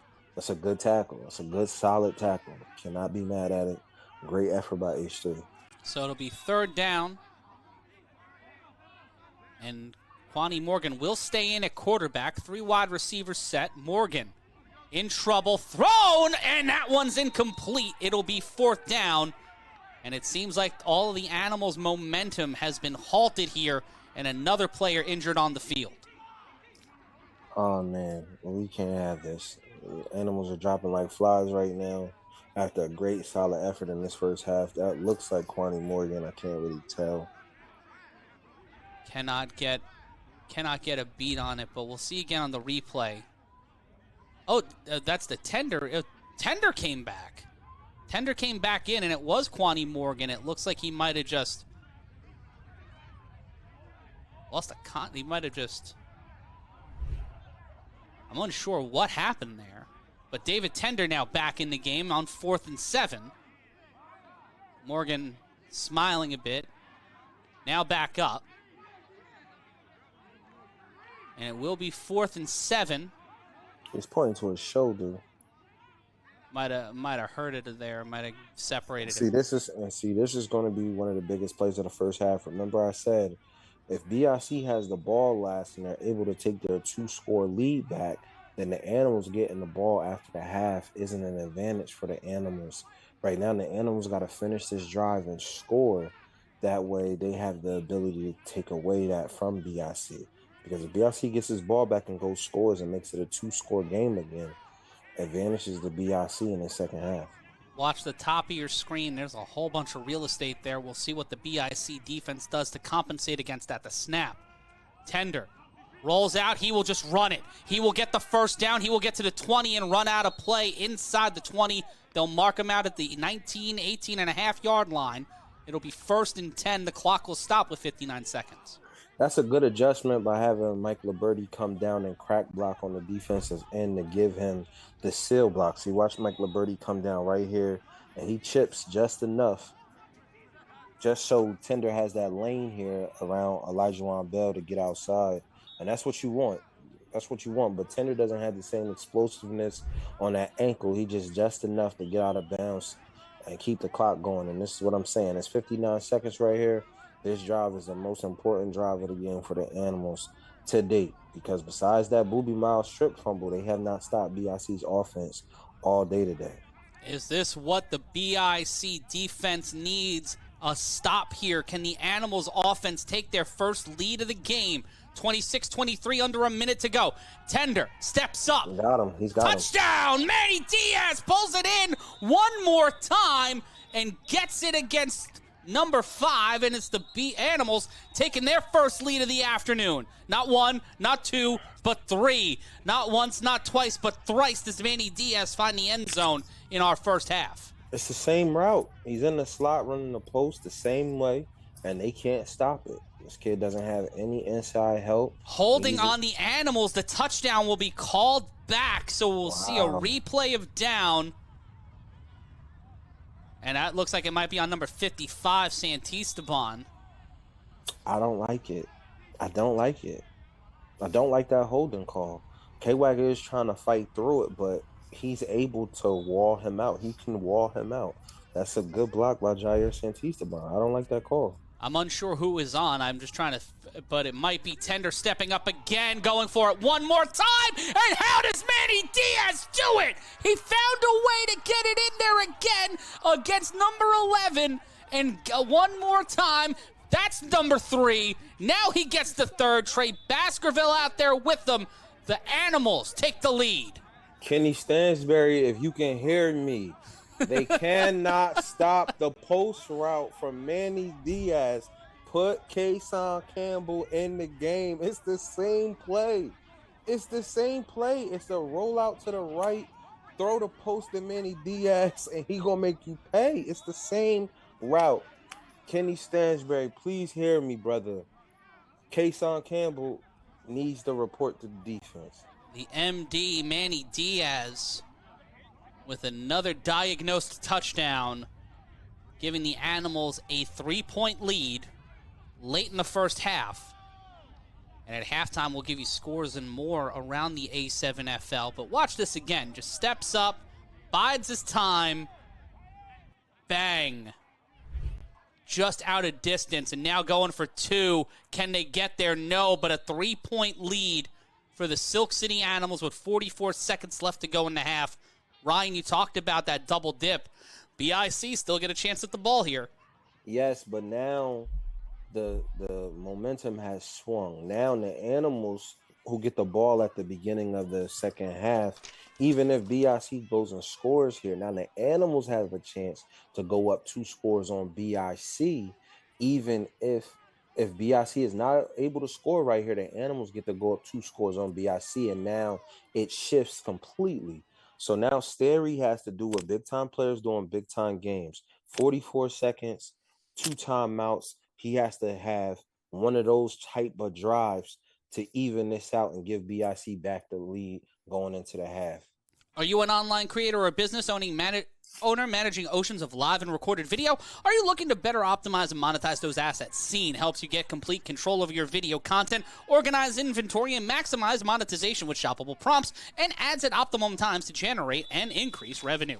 See it in action on A7FL.tv and learn about the next level of video commerce and social video scaling at Scene, SEEN.com. Ashante Worthy back to return on an untimed down. He catches it at the 20. Worthy gets through one defender, the second one, but he cannot get through the double doors. Brought down at the 34, and it will be 1st and 10 for the BIC. And that's just IQ right there by number 25 from the Animals, realizing that Ashanti did the same thing on the previous return. He tried to open up his hips and split the two defenders on this drive. He timed it up perfectly and cut low and wrapped up his legs to prevent him from being able to do that a second time. That's just IQ right there. Good football play from that kid. 44 seconds left to go out in Vegas. Sick-witted up 32-0 in the third quarter. As Sick-witted looks to bounce back after their only loss of the year. Codrington to Ashante Worthy, and Worthy has a sideline. What a block! Worthy peels off the tackler, but the momentum sends him out of play, and the BIC continue to drive here late in the half. Big-time plays from big-time players, and K-Wack with the pancake that sprung him free. That's how you do it. Like I said, 44 seconds with 2 timeouts. This is what you do. Watch K-Wack with the pancake. Come here, number 13. Let me show you something. Robert Long, who had a great week the last time we saw the Animals in action against the Watchmen, got the boysenberry treatment from Carnell Wachter. When we take a look again, wham, just follows him all the way down and gives Ashante Worthy the room he needs to break it open and get to the 30. And I tried to tell you, Matt, he's activated. Ever since I saw the burst in that first return, he's activated. You see that right there? Mm-hmm. That's 2022 locked. Ashanti. Yeah, he locked in. It's a different type of ball game right now for him. He's locked in. There's too much chirping going on. There's too much. We the Northeast champs. We're going to show you what time it is. And we are on a record watch starting in the second half for Manny Diaz. He is one away from tying Logo Davis and Hefe Jones for the modern touchdown record with 4. 5 would take it. And it will be 1st and 10. 36 seconds left to go. Codrington throws it. Caught. That's Carnell Wachter. While you do that, K-Wack, while you do that, will not get the first down, though. The BIC will have to run the clock or burn a timeout. That's a dangerous throw from Sterry. I'm surprised he threw it. He had 2 in the same space.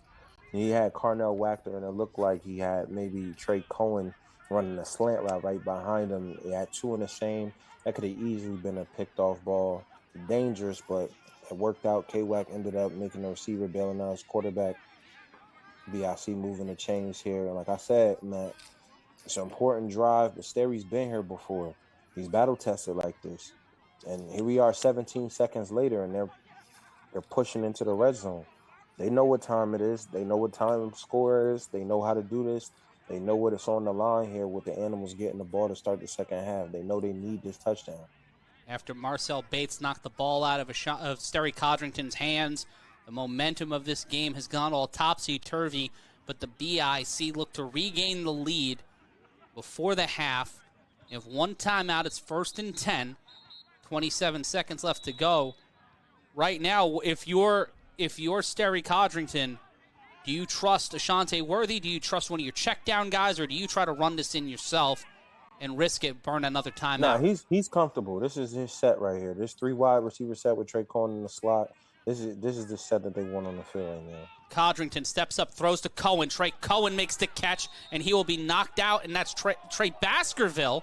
Oh, pardon me, number 13 Long in on it, and Trey Cohen having a little bit of fun with it, but that stops the clock with 22 seconds. LaPera trying to get everybody back to the line. The clock will start to run again. It's 1st and goal. Codrington steps up. He finds the opportunity, throws to the end zone. Touchdown, Ashante Worthy. Touchdown, BIC. They retake the lead, but 13 seconds left, and this one will get called back for a holding. That's a flag, and that's a hold. That's a flag, and that's a hold. That's the right call to make, bro.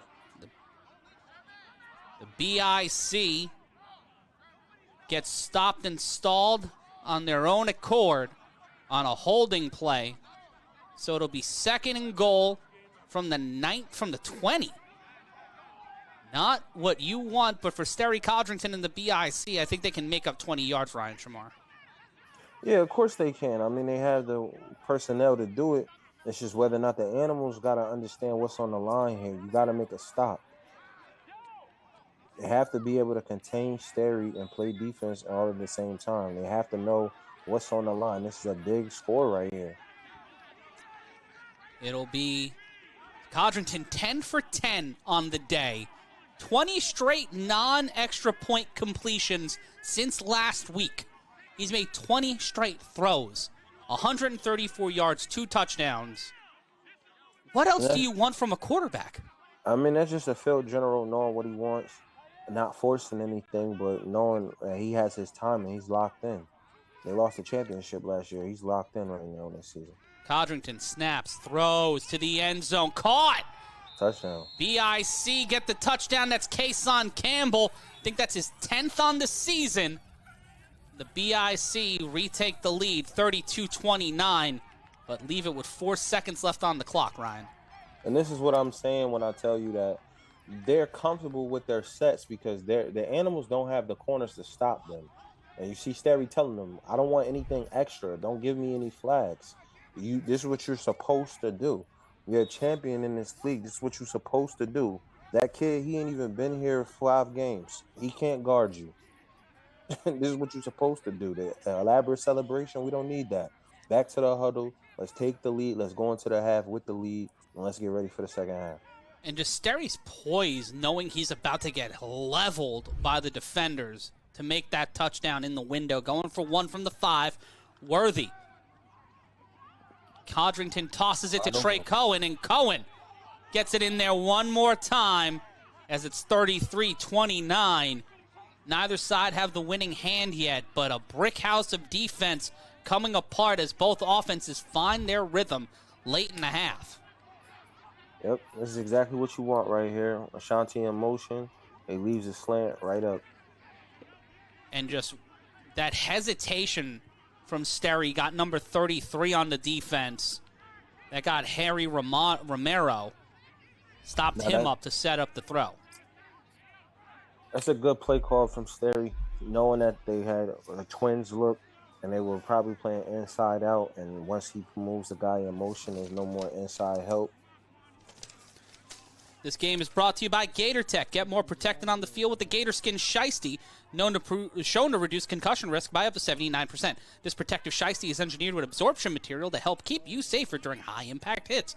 Visit G8RTech.com, that's GatorTech.com, and use the code A7FL25 for 10% off today. And that's 10 touchdowns receiving for Kason Campbell in 4.5 games. That is bonkers. This is the time for that Quanny Morgan return I was telling you about. And Morgan was trying to, but will not get it. Will concede at the 25, so with 4 seconds left to go, it seems like David Tender may have to launch this one to walk into halftime with the lead.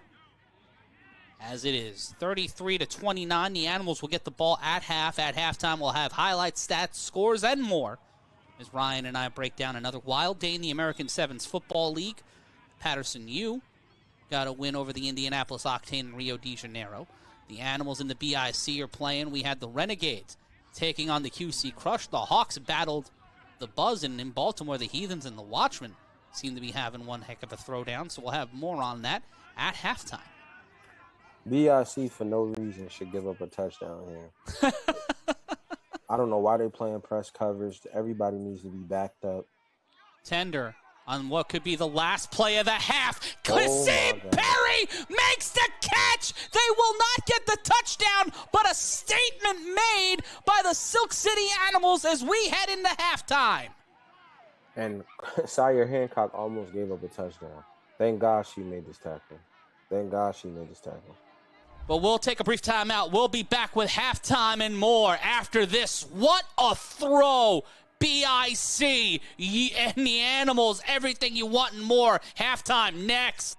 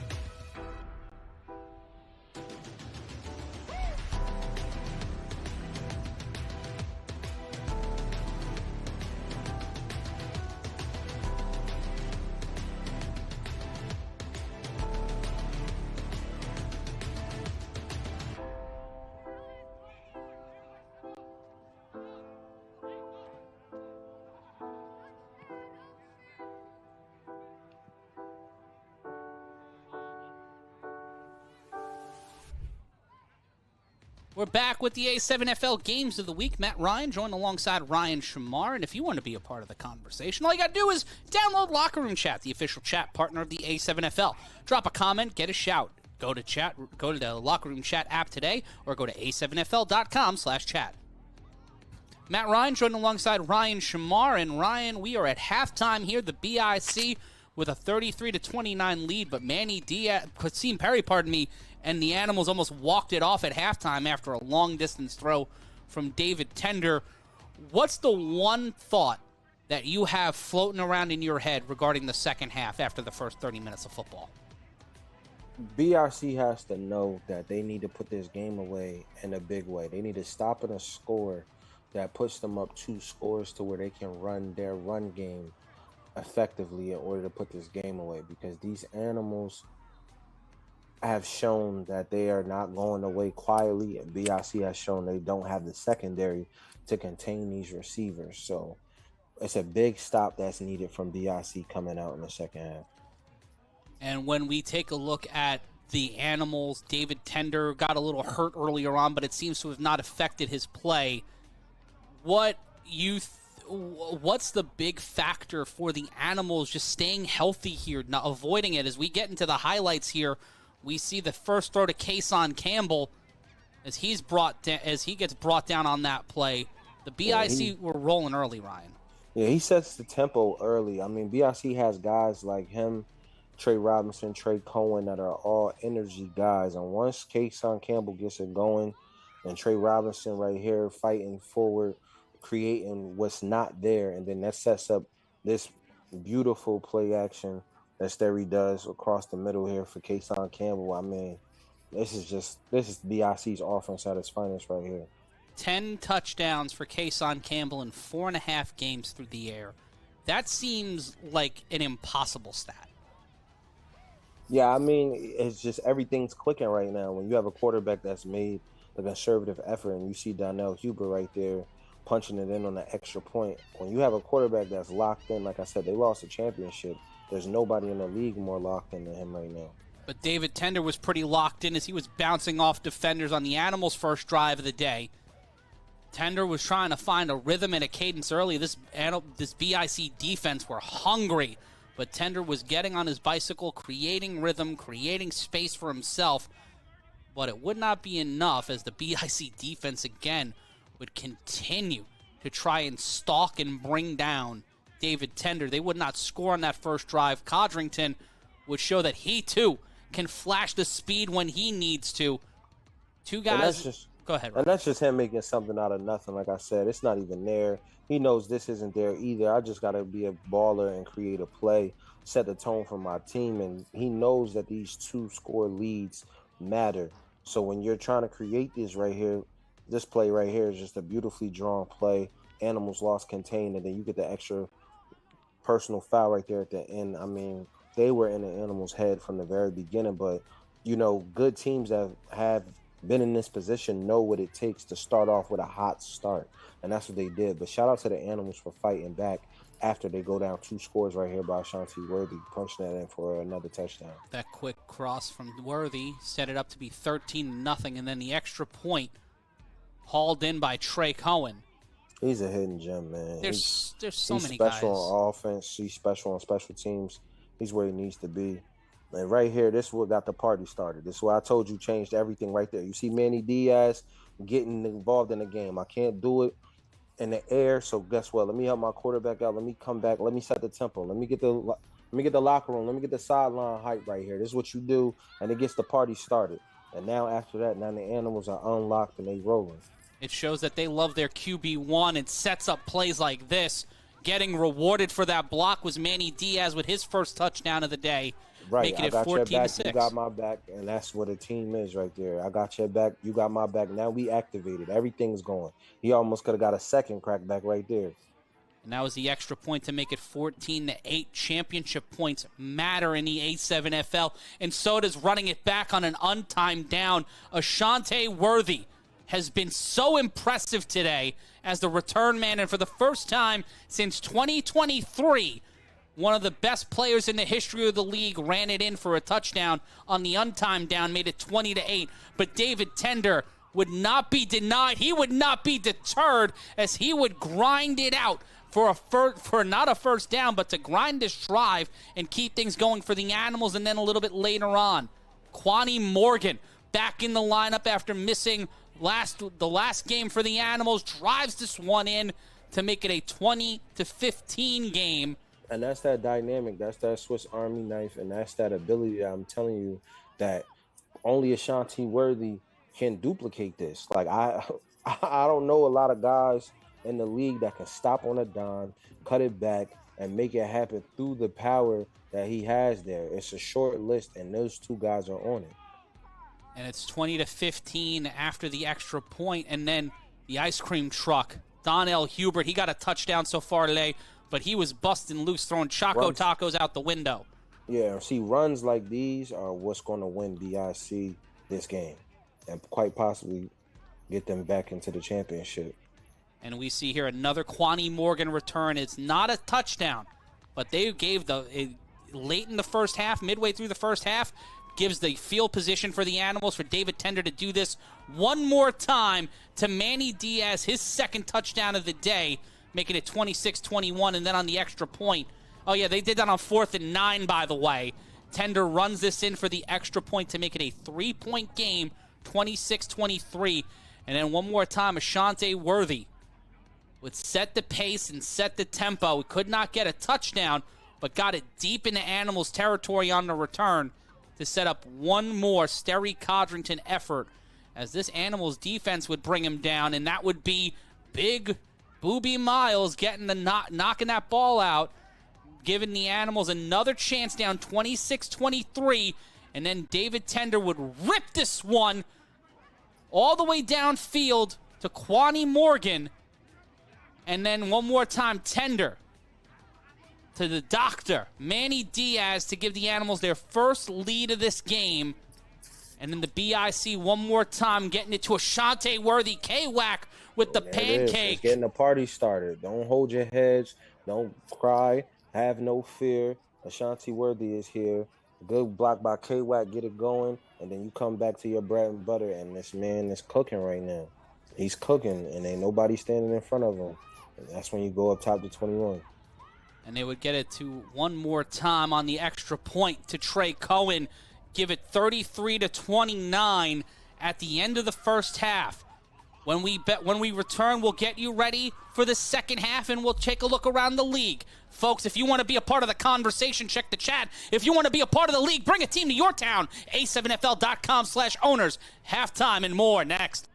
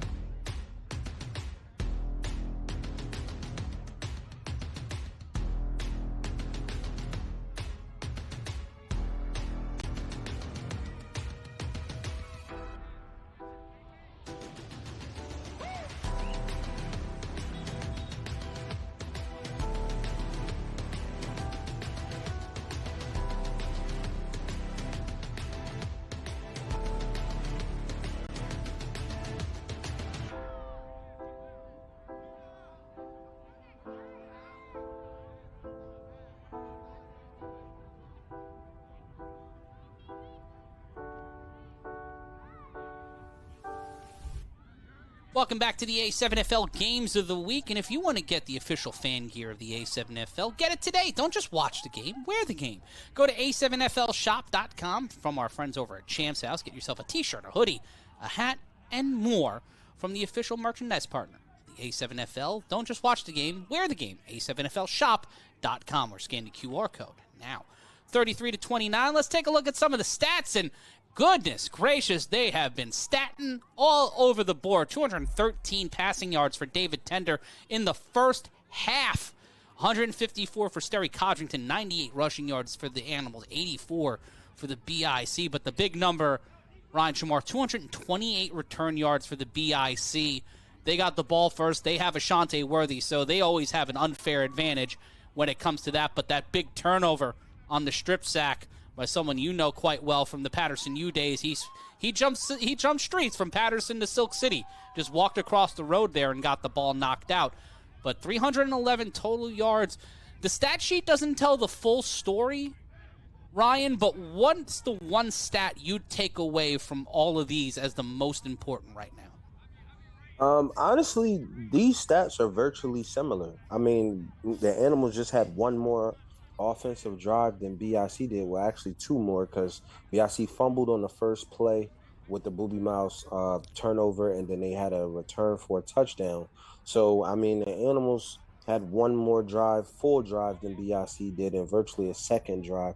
So these are similar here. These stats are not going to prove anything, but this turnover right here is the one stat that pops out, because it was a game changer that allowed the Animals to cut the score to a one-score lead and even take the lead in this first half. And it took a Hall of Fame drive from an all-decade player, Sterry Codrington, to get BIC back with the lead. So now we're back to 0-0 essentially. It's touchdown for touchdown. My guys are better than your guys. And BIC has to be thinking, like I said, if we get this one stop and a score, then we go up 2 scores, and now the Animals have to turn into a one-dimensional team and play our game. And that's what BIC wants here. But as long as the Animals keep their foot on the pedal and get the ball last, because getting the ball last is key, and you should know that from the UBIC matchups, then the Animals have a chance. And when we return, we see if the Animals can make the most of that chance. They get the ball. It's the start of the second half. If you want to get loud, get ready, get rizzed up, it's the A7FL Games of the Week. Animals BIC second half. Next.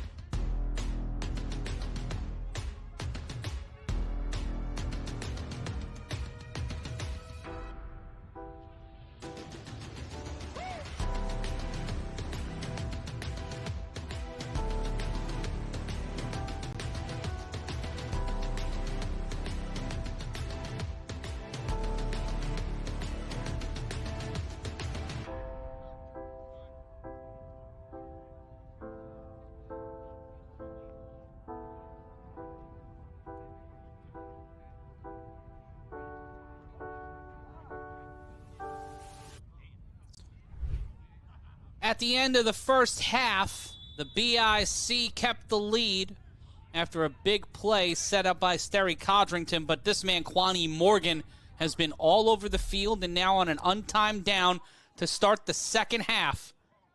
It'll be the man known as Ghost taking it back for the Silk City Animals. Matt Ryan joined alongside Ryan Shamar on your A7FL Games of the Week, and that'll be returned. That's a live ball. Quani Morgan gets it off the bounce and will get knocked out of play at the 35. 1st and 10 for the Animals. He got to settle down. I know this is a big game for him. It's a big return. He just got to settle down a little bit. He needed that return to kick off the momentum here. He almost coughed it up. You got to settle down. This game is brought to you by Gator Tech. Get more protected on the field with the Gator Skin Shiesty, shown to reduce concussion risk by up to 79%. This protective Shiesty is engineered with absorption material to help keep you safer during high-impact hits. Visit G8R Tech, that's GatorTech.com, and use code A7FL25, that's A7FL25, for 10% off, or just scan the QR code on your screen right now. Happy Masters Sunday to everybody. Matt Ryan joined alongside Ryan Shamar, and don't worry, we're not going to call it like golf. We're not going to do that. I promise. Though saying tender, lining up to the 30-yard line, 1st and 10. I think what we're looking for here is an explosive drive. The Animals just got to take their time. They're not in the lead right now, but it's a one-score game. They just got to come out, like I said, set the tempo for this half, have a good, solid drive, get into their offense. I would like to see Amari Thomas on this drive just because he hasn't been involved in this game since Quani Morgan showed up. But this is the type of drive he should be a part of. And the Animals burning a timeout. There's Richie Augusto, the offensive coordinator for the Animals. Wonder what the play call is going to be there from Richie or from John Kessler as they go through things there on the lineup. What can you, aside from David Tender and Quani and Manny Diaz stepping in, you've known these Silk City Animals guys long before they entered the league and as long as they've been in the league. What has marked their growth? Because we saw 2 seasons ago with Quattrell Huffin, they took a step up. Last year, they didn't win as many games, but they caught more attention because they were able to do it without Huff. I'll love your thoughts after this play here. And a burning one timeout, 1st and 10. D's trouble coming. David Tender brought down by the Greater Trenton Welcoming Committee. It'll be 2nd down. They burn a timeout, quite possibly for nothing, Ryan. So I think right now at this point, David Tender is hurt. You see his ankle is heavily wrapped. He went and got it wrapped at the half.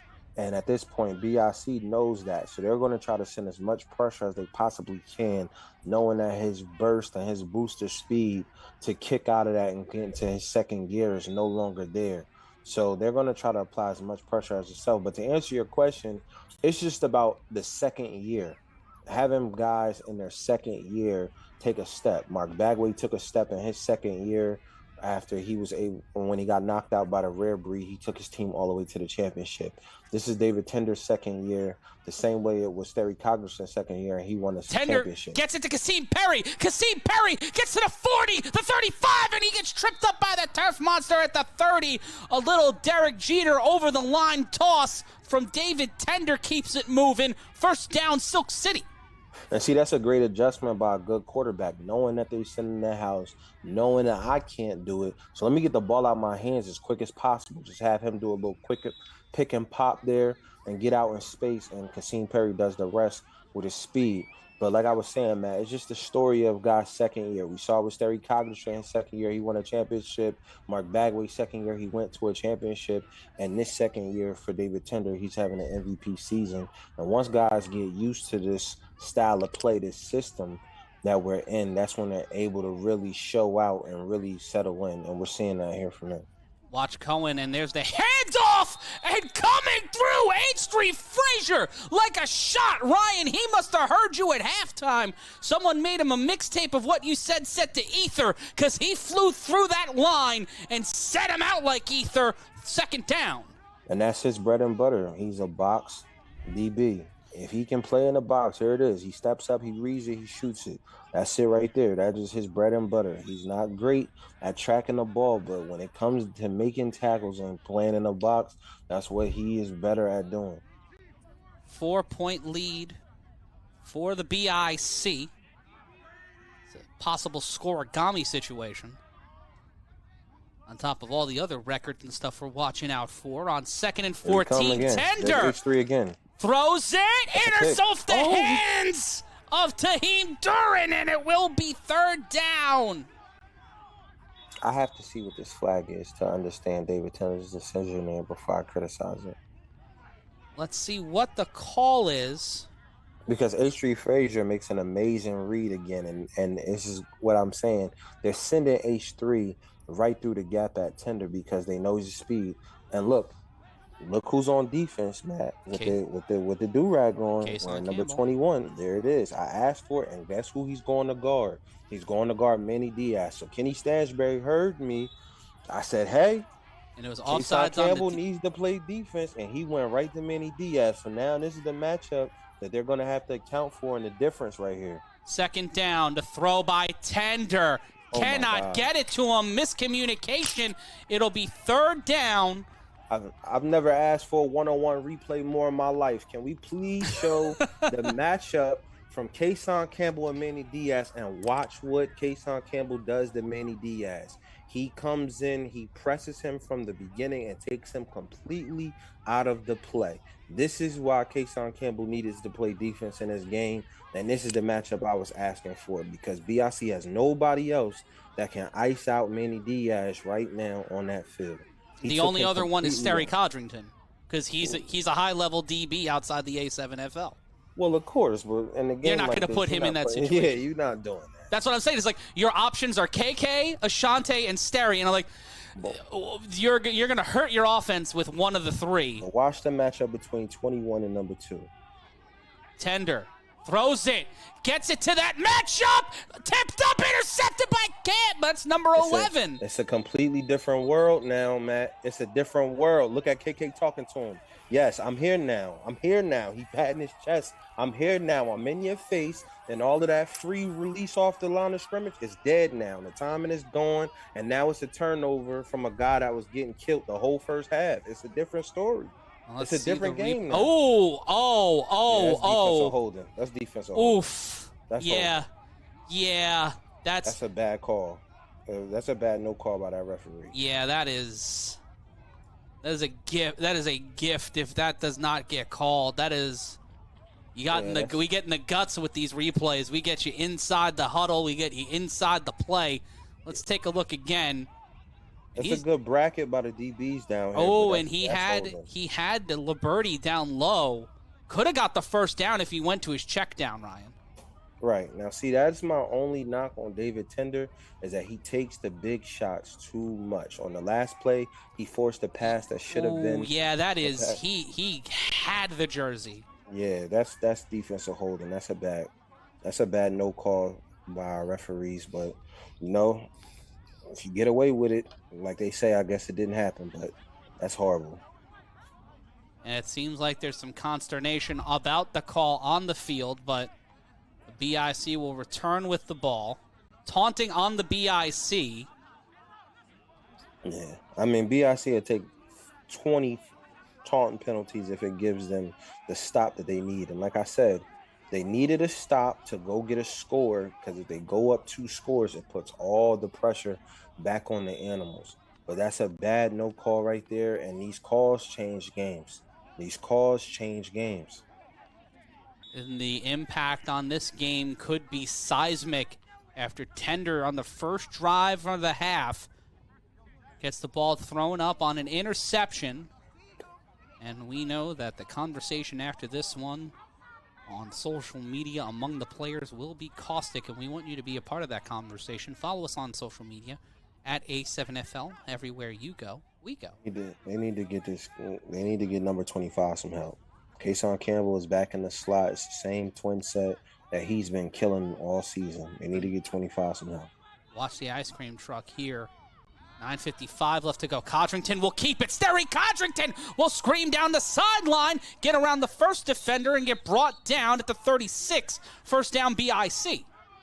Yeah, they're trying to walk down number 3 in the box to try to help out on Donnell Herbert or the ice cream truck, but he needs to stay at his safety position or at least back up so that he can scrape over the top to help out on Sterry because that's not the way to do it with BIC. First and 10.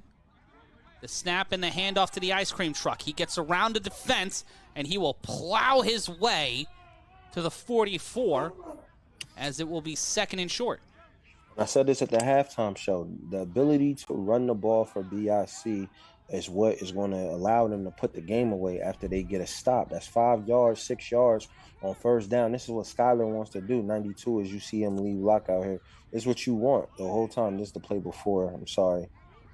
But it's Sterry getting exactly what you want out of a run there. Set up the rest of this whole drive. This is the tone setter for the BIC after the pick. And now as we set up 2nd down, 2nd and 5 after the carry from the ice cream truck. He'll be back there with Lash at center. Bone Harris is in the game, number 11 now. Yeah, it's time. Watch for the big tight end, 2 wide receiver set. Codrington behind center. Worthy at the top of your screen. Campbell at the bottom. The snap, the throw, and that's swatted away by the Animals defense. They saw it coming. That screen to Worthy. Trey Baskerville getting in on there as well. It'll be 3rd down. It's a great swat down. That's a great swat down. Good play call. I mean, screens are making and broken by defensive end swatting the ball down here and linebackers trailing the play, because if this ball gets through, it's nothing but black jerseys in front of Ashanti Rader. Let me take a look. Oh, wow. Is that Cousin Man? Now it looks like number 24. I'm not sure what that is. That's Benny Jones. And on 3rd and 5, Codrington faces pressure. Caught, but will he keep it? Worthy gets the 1st down at the 50. Big-time players making big-time plays in big-time situations. That's a good catch. Way to hold on to the football in traffic. And that was Sterry's first incompletion, Ryan, in 5 quarters. That's a weird stat. That is a bonkers stat. And you see K-Wack getting a little bit of help in there.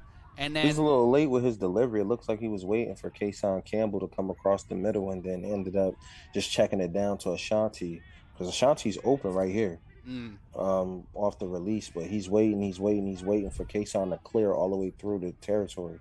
1st and 10 for the BIC.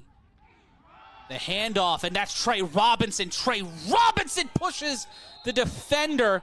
That's number 25, LaPera.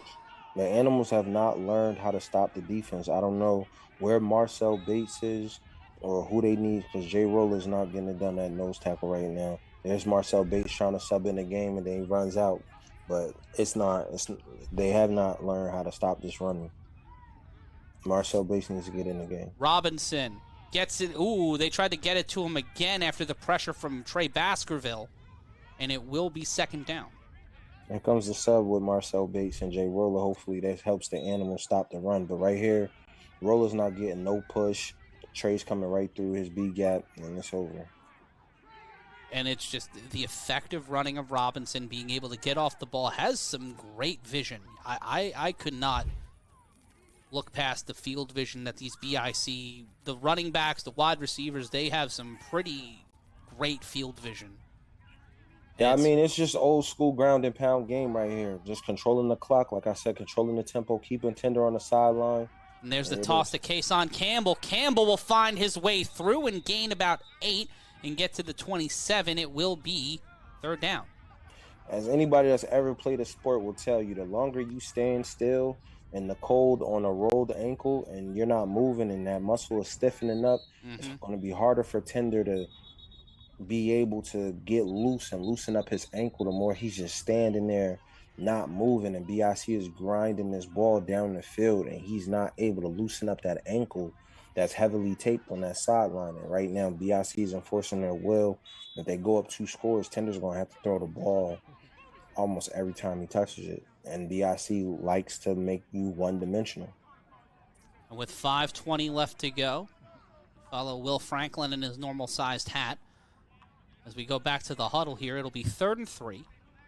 Matt Ryan joined by Ryan Shamar here on the A7FL Games of the Week. So glad you're joining us. Battle of the top 2 teams in the Eastern Conference. 33-29 your score. Codrington in trouble. He will get the 1st down marker. Almost gets the ball knocked out. He gets collapsed on, but it seems like there's a flag in the backfield. Yeah, this could go either way. I want to see what the referees decide to call here. I don't know if they're calling holding or if they're going to say someone jumped in the neutral zone before the play. See what the call is, but Codrington from before. Yeah, that's a hold on trade basketball. That's a hold. So we'll see if the first down gets walked back or they give them more yards. It was walked back, a 10-yard penalty, so it'll be 3rd and 13 for the BIC. Wachter J3 will be a receiver. Watch for Kason Campbell at the top of your screen. The snap, pressure, the throw, and that's off the hands. Cannot bring it in. Trey Cohen cannot drop that. That might be the most wide open he's ever been in his life. And he dropped that ball. He would still be running right now for a first down. And this is the stop that the Animals need to get back after BIC was able to get a stop. The Animals need this stop. They need this stop right here on this play. And see, Matt, remember you asked me about those holding penalties, changing your game plan. BIC went from being 2nd and 3rd to 2nd and 13, and now we're here. Where now they're in a position where it's 4th and 13 now, and they're in a situation where they now are out of their game plan, which is running the ball this whole drive. Codrington, not a lot of time. He is in trouble, and Sterry Codrington on 4th down is brought down by the Animals defense, and they answer back emphatically, and the Animals will get the ball. It's a great play right there by Trey Baskerville in that D-line. 1st and 10 for the Animals. When we return, Silk City with the ball, but can they get the momentum? They got Sterry Codrington down, but can they finish the job? We have more. It's the Animals, the BIC next.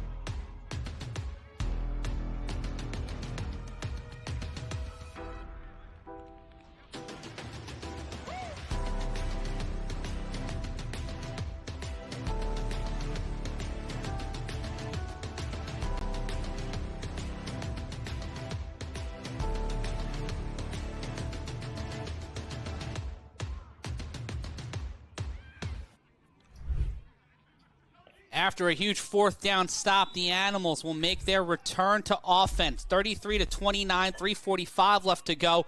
And if you want to see what the best interactive AI video solution can do for you and your business, scan the QR code now and partner with our friends over at Scene. Tender throws it underneath, and it cannot get to KP. Standing out there like a statue, or an injured Corey Hammond. Tender just kind of standing there in the pocket, Ryan. Told you, he doesn't have the same burst on that ankle, and I knew it the moment he had to get it wrapped. And like I said, BIC saw him have to get that wrapped at the half. They know what it is that they have to deal with. And now, but there was a big stop by the Animals, and they're missing one of their biggest playmakers today, which is Zay Gonzalez. Papa Smurf, he's not here on the O-line or the D-line, and he's been a real big pickup for them this entire season. So not having him back there to block for David Tender is big. And coming off the edge, and they get him! And there's the pressure that wasn't there. Ole Bell showing up late in the game, making an emphatic sack as Tender gets taken down. He doesn't have the same burst, Matt. He just simply doesn't have the same burst. How do you, Ryan, you've been in these situations against the BIC where you've had your star quarterback get injured and completely avert your game plan. What do you do right now to protect David Tender as you see the BIC OGs coming out in full force trying to get the ball from Tender? They got to be able to adjust. They can't play as much spread as they would like that allows him these lanes to run. There's Kason Campbell on defense again on a passing down. He's probably going Manny Diaz again. But you got to protect and go max pro and try to attack on the edges. You can't allow him right here to have to run like this. It's just not beneficial. It's just not beneficial. It's the lack of efficiency. The offensive line will make or break the battle in the trenches, and the BIC in the offseason made a dedicated effort picking up the Ramadan brothers, keeping Ole Bell, adding some beef on the offensive line, bringing in Skylar Lash, bringing in some of these other veterans, and keeping a guy like Kevin White around. BIC defense is getting into a mojo right now. They got back-to-back stops. They haven't had a stop since the first quarter, and now you give them back-to-back stops right now. So now BIC's defense is starting to play with a little swagger, play with a little energy now because they know Tender's hurt. They know they can get to him, and the Animals now got to make that adjustment. They got to get the ball out quick, make quicker reads, or they got to just flat out go double tight and try to just go to a 2 wide receiver set. And unfortunately, that would take somebody like Kwani Morgan out of the game. And that one will be whipped out of play, thrown by Robert Long, and they will call that out at the 30. So decent field position for the BIC as they run back to the field after a huge 4th down stop, sacking Sterry Codrington. The Animals and a seemingly injured David Tender not able to turn things around and take the lead late in the 3rd.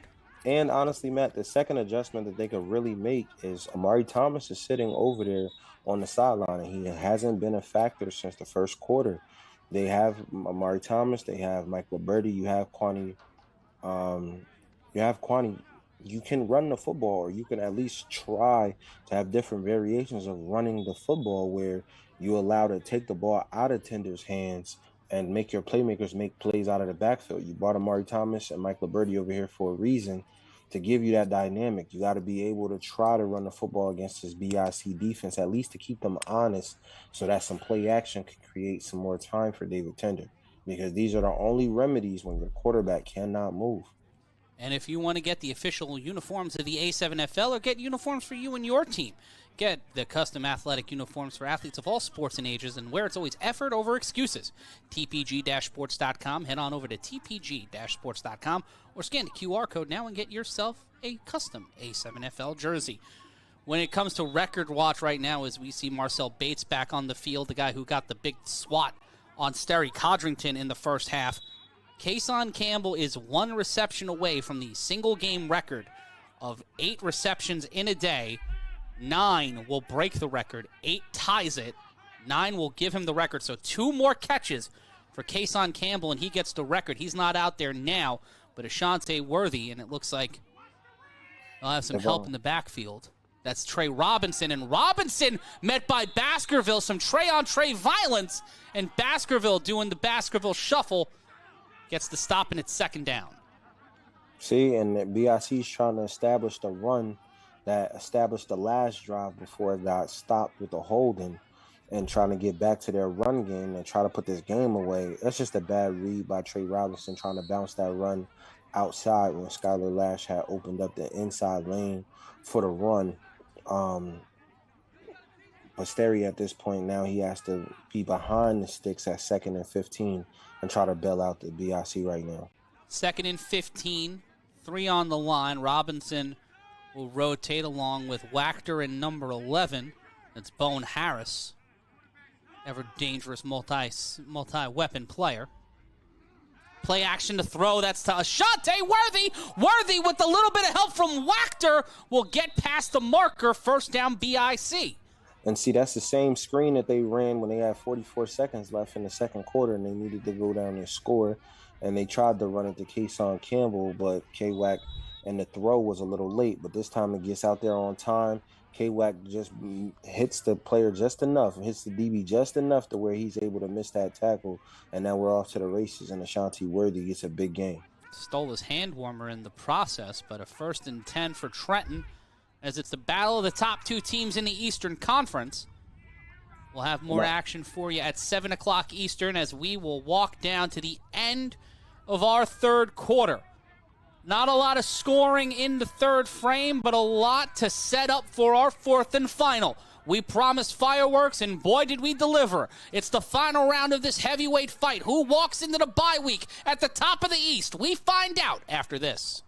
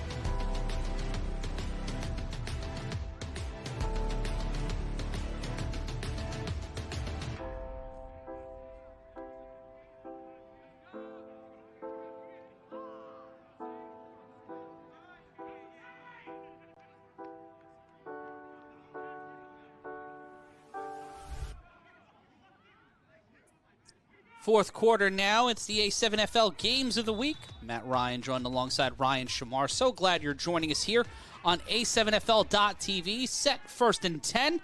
The handoff to the ice cream truck. Flag on the play. And he gets stopped after a gain of 1. We'll see if they'll go back or go forward. And it looks like we'll be going back. And folks, if you're getting on the field, get more protected. Get yourself a Gator Skin Shiesty at GatorTech.com. Get 10% off by using the code A7FL25. That's A7FL25 if you scan the QR code now. BIC has to understand the importance of this drive right now, and I'm sure that's what Sterry is telling them more than anything else besides executing. They have to put David Tender down, and right now this drive right here cements them almost in this game, and it swings it in their favor in a big way to have the Animals that have to score twice in order to win this game.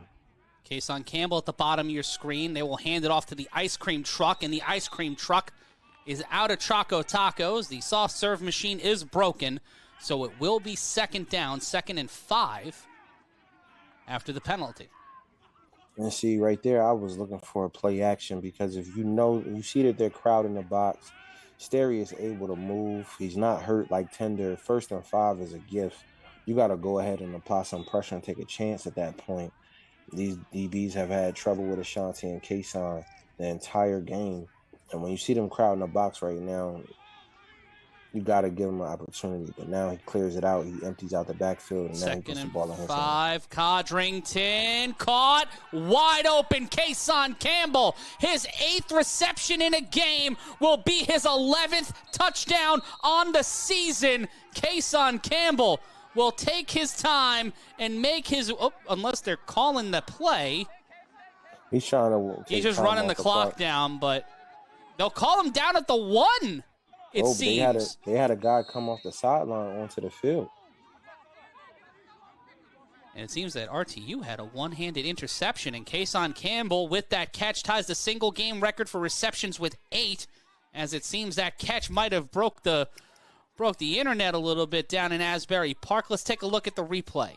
Like I said, they haven't been able to guard this man all day. So he's running wide open. They had a huge miscommunication in the secondary, and he's just taking time off the clock as much as he possibly can. But now the pressure is on Tender, down 2 scores. They have to score twice, and these championship points, as Rob would like to say, definitely can come back into effect at some point in this game. Shout out to Big Rob Fabian and Corey Hammond, our partners here on the Games of the Week. Big Rob got held up at the office, quite literally. He couldn't leave. So we wish we'll have him back after the bye week. And Corey Hammond got the win on the road. Him and the Hawks got the win over the D.C. Buzz, as they will find themselves back in the playoffs. First season back in the A7FL, and the Hawks and Corey Hammond find themselves in the playoffs. And now for a 1-point extra point, and that is picked off at the line, so that'll be a dead ball. 32-6, the Watchmen. Thank you, Ryan Shamar, for finding that one out. 32-6, the Watchmen led over the Heathens, as the Heathens would take a fall. This game is brought to you by Scene, powered by A7FL. And folks, if you are in the need to have help managing your video content, both live and recorded, looking for better ways to optimize and monetize those assets, we've got you, baby. Scene helps you get complete control over your video content, organize inventory, and maximize monetization with shoppable prompts and ads at optimum times to generate and increase revenue. And who doesn't love increased revenue, especially now in this economy? Scan the QR code or go to Scene, that's SEEN.com. That's SEEN.com, and get the next level of video commerce and social video scaling.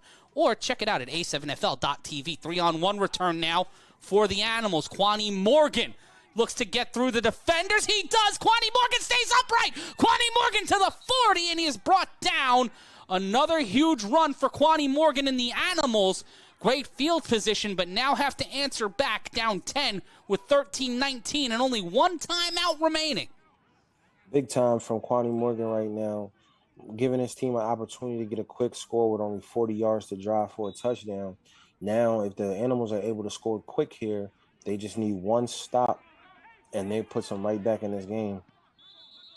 And Kason Campbell in a flag, a timeout call by the BIC because Dwan Williams was trying to get off the field. So the BIC will burn their first timeout. Now, Ryan, we talked about Manny Diaz entering history. We saw Kason Campbell get a historic 8th reception. His next touchdown will tie the game record with Logo Davis and Hefe Jones for 4 touchdowns in a game. Ashanti Worthy is on that list as well. In terms of but in terms of the modern, since 2022, at least as far as the records we have, Ashante Worthy obviously in the territory, but it's kind of like a Sid Luckman thing. I'm messing with you, man. How dare you? How dare you? How dare you have fun on a television show? Yeah, the nerve of me. It's just a little riz. But at the end of the day, Manny Diaz has to be the go-to guy right now on this drive. I mean, like I said, I want to see what the animals do as far as Richie drawing up something. Like he likes to say he's the mastermind of this Animals offense. I need to see what he does to get his quarterback out of these situations where he's not able to have the same burst and explosiveness. KP Kasim Perry will be a tight end here on 1st and 10. The snap, tender. Spins out, spins around, has time, flag, and that's off the hand of the receiver. And there is number 19 coming in, helping on the stop. That's Zaire Hancock. As he and Kenny Stansberry have a conversation. We'll see what the call is. With 12:54 left to go. The Animals are really missing Zay Gonzalez more than anything right now. Right now, all day long, it hasn't hurt them that Zay Gonzalez hasn't been here, that tight end, and right now it's killing them more than anything else. And he has been a standout Rookie of the Year candidate for one of the top guys out in the East. I know that the Vegas Insomniacs have quite a handful of guys, and we'll see them at 7 o'clock tonight, 7 p.m. Eastern, 4 p.m. Pacific, as they take on the Hunters in our 7 o'clock game. Be Dub Alvarez and Chris Vera on the call. Morgan in motion will set himself to the left, fakes the toss to Tender. Tender will keep it. David Tender will move the ball downfield, and he will gain positive yardage on 1st and 20 to make it 2nd and 15 or second in the area. If David Tender's ankle is healthy, that goes for another 20 yards.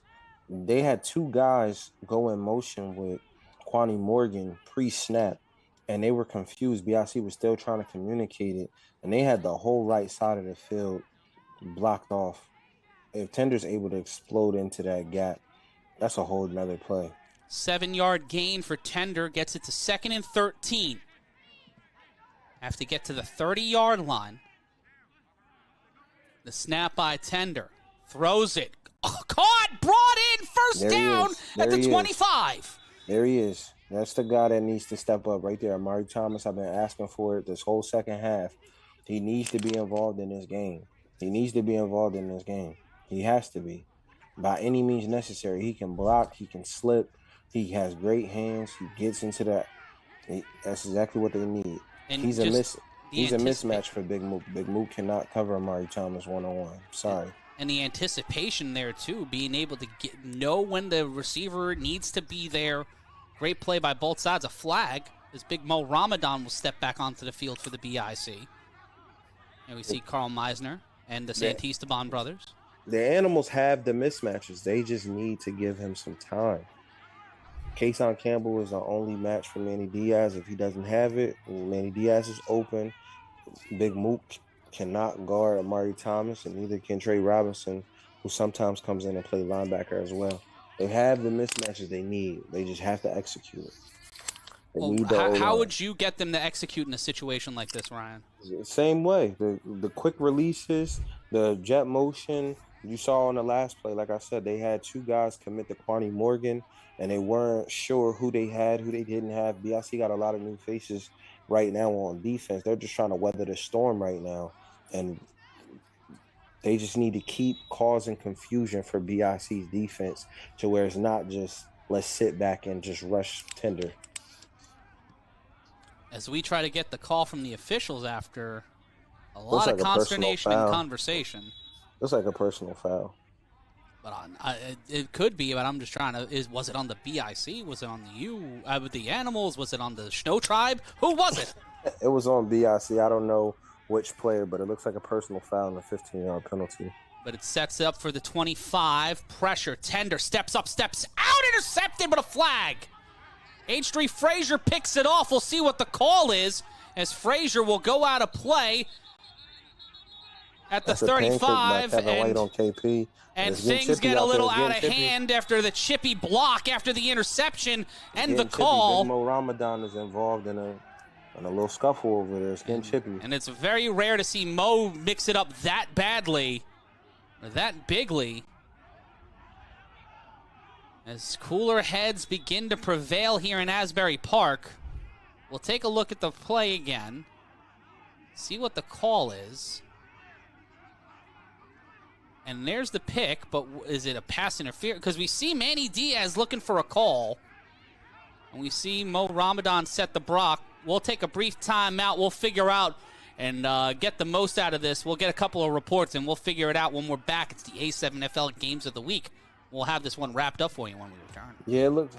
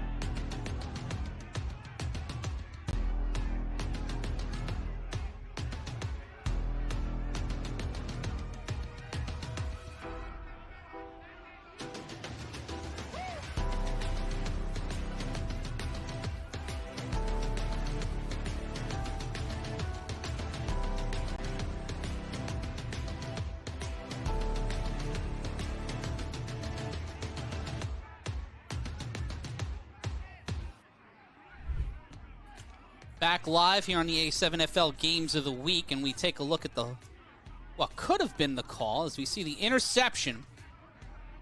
Matt Ryan joined alongside Ryan Shamar. More than Manny Diaz H3 matchup, because I don't see where there's holding in the trenches.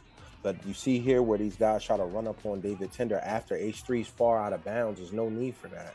I don't know what that's about.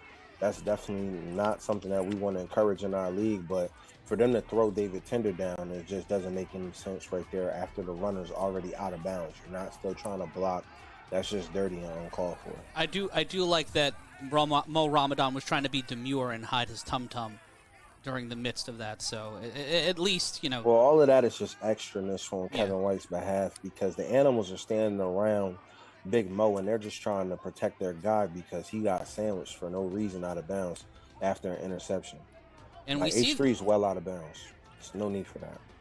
So we're still trying to get the initial call. You see Dwan Williams just standing there like, I ain't do nothing. The refs have left the field. We will hopefully have more understanding on what's going on in just a moment as we go through the replays here. As this game got contentious real quick. Everybody was keeping it football until this point, where cooler heads in the moment luckily did prevail. We'll take a brief timeout. We'll have more on this when we return. It's the biggest game of the year, so of course it's going to be tense. We hope to break the tension and break the score when we're back after this. It's the A7FL Games of the Week.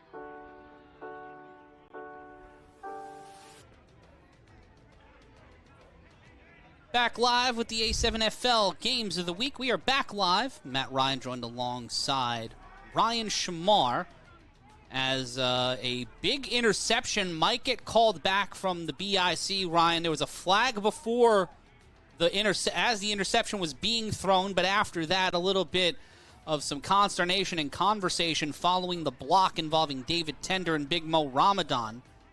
As with 11:03 left to go in the fourth quarter, your score is 29-39. When we last were with you, the Animals just turned the ball over to the BIC, but the Animals may have a chance to get the ball back here deep in BIC territory and make this a one-score game again, Ryan.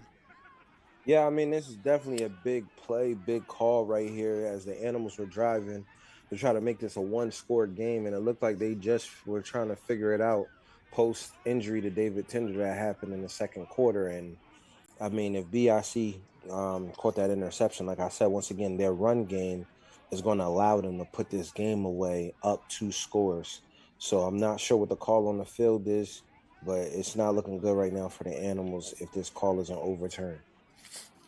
If this ends up with the Animals ball giving the ball back up and that pick stands, the BIC's momentum will completely turn the tide of this, and they will completely have the juice here as we await answers with 11:03 left to go, 39-29. The Watchmen got a win today, so they are going to be locked into a playoff spot. The Hawks lock in a playoff spot with a win over the Buzz in Vegas. Sick with it, showing that they are in the top tier of the teams in Vegas. They get a win over the Stealth 38-0. The Insomniacs, the defending back-to-back national champions, will be in action at 7 p.m. Eastern as they battle the Vegas Hunters. That game will be on A7FL.TV and the A7FL YouTube channel. And we are having some good games today. Yeah, some quality games today, some big opportunities, some big action. Let us know what you're thinking at a7fl.com/chat. As with 11 minutes left to go, both sides this game is too big of a game that dictates too much as far as matchups, and I know all too well how much the number 1 seed can benefit you from being able to, in the long run of things, with matchups in the playoffs and having players available, not available. But all considered, this has been a wonderful game through 3 full quarters. We just need here to close out. We need resolution. Game. We need a winner. We need a loser. We can't leave it up to interpretation on what would have happened with time left or anything like that. Because the lingering questions leading into the playoffs will carry the narrative more than what anything else comes out of today. And this is a big thing right here. We need closure on this entire situation right now with these flags so that we can determine how to moving forward. I will say this.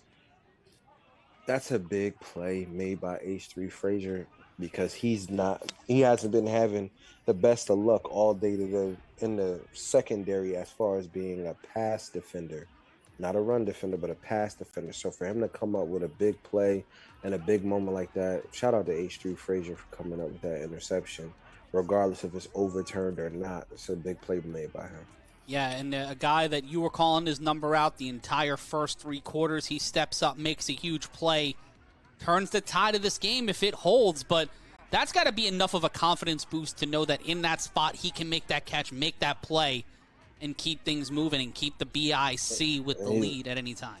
He's another year 2 player. I've been saying this all day. These guys that are in year 2, usually the guys like to say words like sophomore slump, but it adds to their confidence when they're able to have familiarity. They know the game is making more sense to them.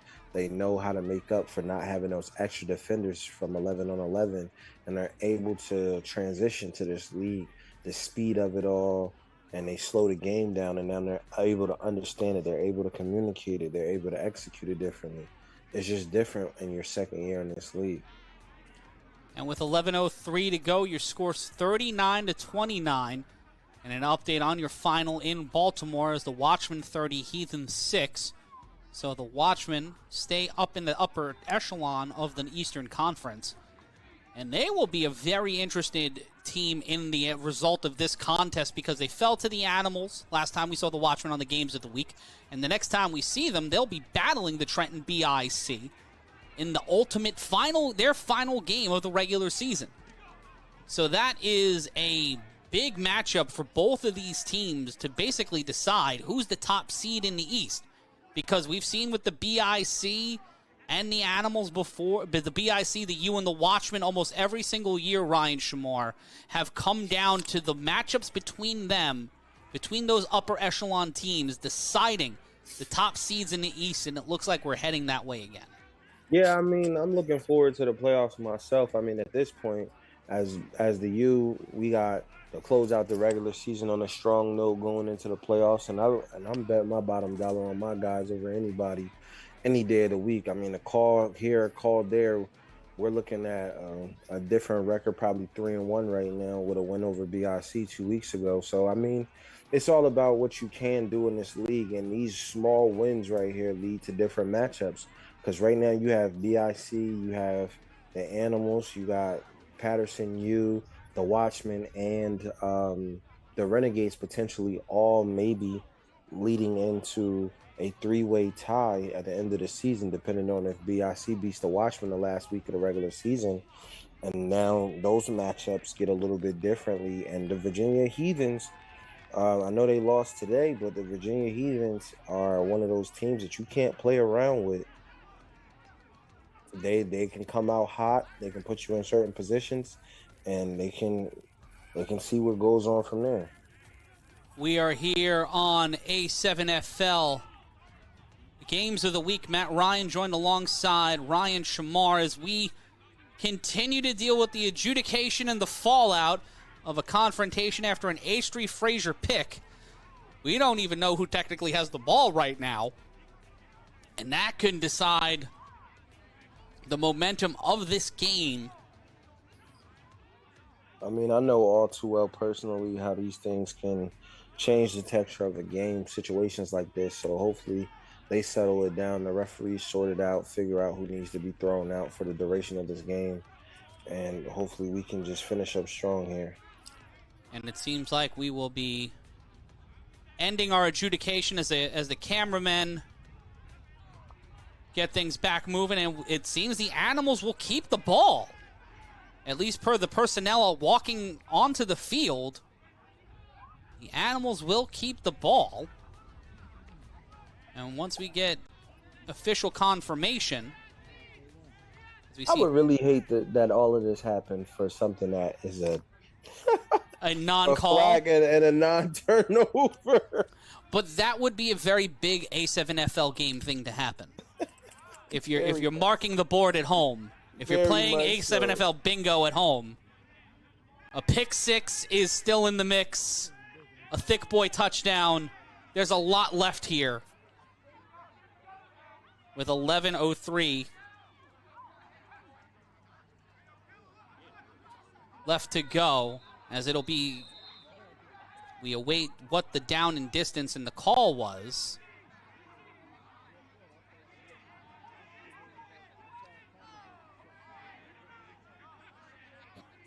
And it will be 1st and 10 after the penalty, it seems, for the BIC.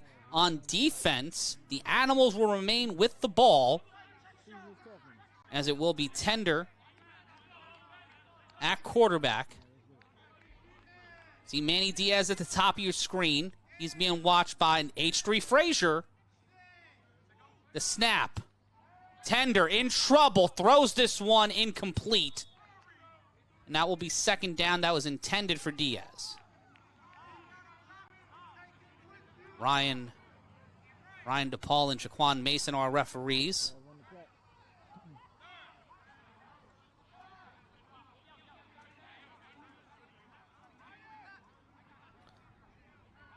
(39-29) your score.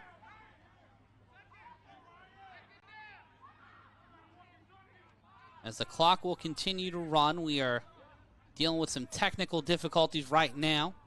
Hope to have them remedied for you as soon as possible. As Our officials take back control.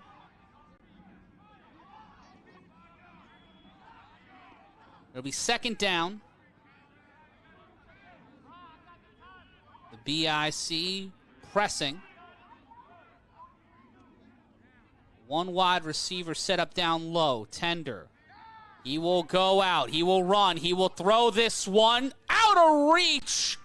He stopped running. Omari has to keep Thomas. running. Yeah, he has to keep running. Right now, David Tender has to look to just try to get this ball out as quick as he possibly can. Like I said, the more he's standing around and he's not moving, the more that ankle continues to stiffen up and it hurts 10 times more than it originally did. And he has to be able to constantly put pressure on him. 10:57 and counting now.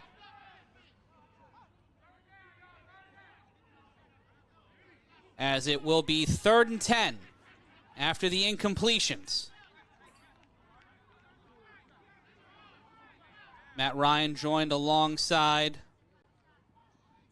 Ryan Shamar. David Tender thrown, caught! Is that a catch? Picked up by Mike Liberti. It'll be first down. That's a live ball. He wasn't taken down. Liberti gets to the 1-yard line, and it seems like that is where they will stop him. As Ryan DePaul taking over as the senior official. Do we have anything on the replay on that catch? It'll be 1st and 10. The replay machine is down. 10:09 left to go. It was a catch on the field. It's a catch.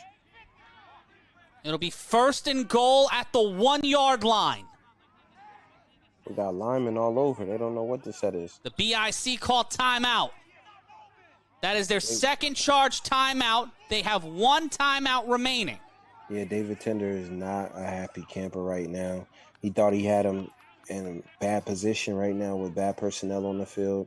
He just tried to run over there and try to catch him off guard here to get a 1-yard touchdown, and they weren't set at all. So it'll be 1st and goal at the 1 after the timeout. The Animals have one. The BIC have one after being charged that by Mo Ramadan making that call. Very town beef situation. Two teams from the home state of New Jersey in a closely contentious game. And it comes down to a quixotic call in the goal line. Yet again, if you're playing A7FL bingo, you know, just mark your spot there. Matt Ryan joined alongside Ryan Shamar, as it is another close and contentious contest. And every time Ryan Shamar is in the room, it's always a close game where something or someone is gonna get. Ryan, I think you might have muted yourself. Oh, I think we might have lost Ryan for a second.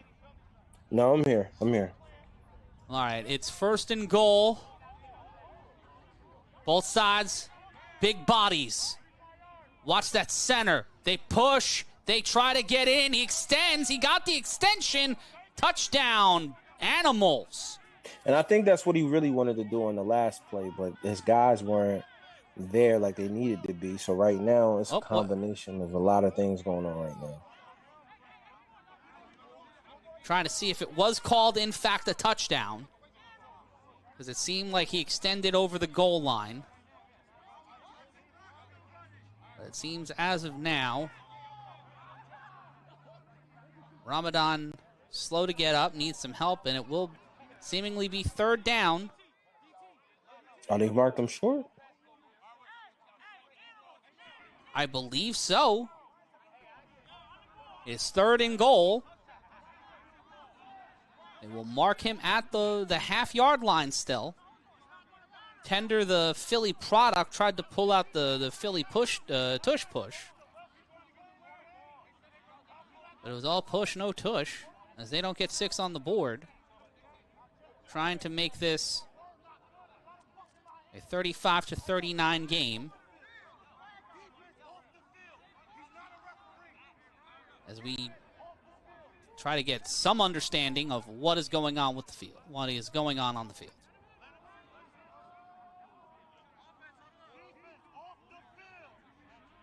As with 9:14 left to go,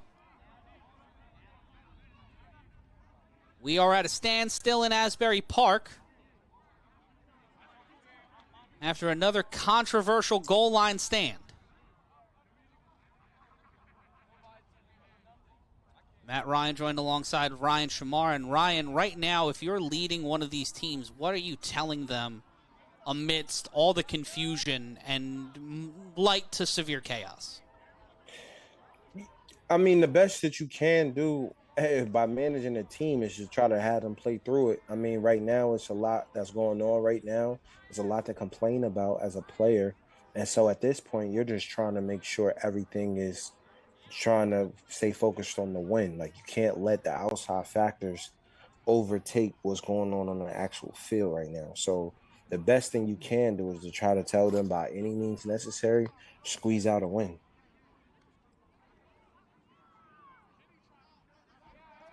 We're trying to see what the actual call is.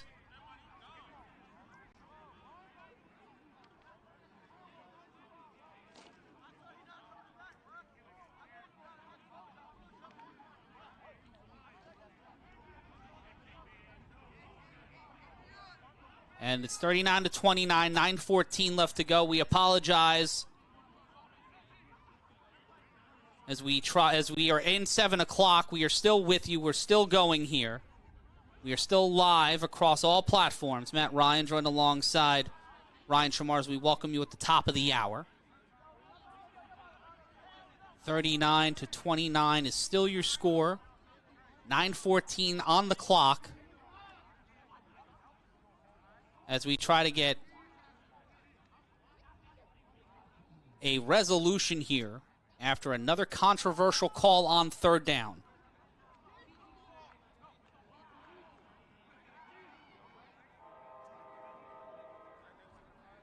As I haven't seen this since Roselle. But at the old home of the A7FL, Roselle Stadium, you've seen some interesting and controversial calls there, but not many as important or as controversial as this. This has been an amazing game to come down to this right now. And I mean, I don't think there's any way they can overturn the call on the field of being a touchdown. He clearly reached over the pile. And I mean, it's nothing to argue about, but we can't be at a point where we're arguing every call. That was clearly a touchdown. The score should easily be 35-39. We should be moving forward right now. I'm not sure what's going on down here. But these playoff matchups that are coming up, Matt, is what I'm really excited about. With guys solidifying their playoff slot, at least clinching a playoff berth and solidifying these matchups within the next 2 weeks so that we can find out where we're at when the playoffs start on May 18th. What, 9:14 left to go. Just going to keep coming up after Easter. We wrap our regular season. BIC and Watchmen, one of the matchups. You want to keep up to date on the schedule, go to a7fl.com/schedule. But when we look at the playoffs right now, the BIC and the Animals at the top. And we look at some of the matchups coming up next week after our bye week. The Heathens will take on the Octane in Cincinnati. The Crush will play host to the Patterson U. The Buzz will take on the East Orange Renegades. The and then that's on April 4th, pardon me, May 4th when we return. May 4th it'll be the Buzz and the Renegades, the Animals and the Heathens, Watchmen BIC, Hawks and U. That is our final week slate on week number 7. Playoffs begin May 18th, so join us live on May 18th as we run through June 22nd with the A7FL Championship. See, this game makes that Watchmen game so important because what happens if the Animals somehow, some way, if the score stays the same, what happens if the Watchmen beats BIC and now we're in a 3-way situation where the Watchmen beat BIC, BIC beat the Animals beat the Watchmen, and now we're in a 3-way tie that last game of the regular season for the top 3 spots in the Northeast. Anything can happen here, and that's why the end of this game is so important because it makes that Watchmen game important against BIC. regardless of who's the winner in this game. Yeah, it plays such a role into the shaping of the rest of this season. If you're just joining us, Matt Ryan joined alongside Ryan Shamar, and after a controversial interception and scuffle on the sideline, the Animals ended up back with the ball and at the 1-yard line, and on 1st and goal, tried to push it through into the end zone. Pardon me, on 2nd and goal, tried to push it through into the end zone.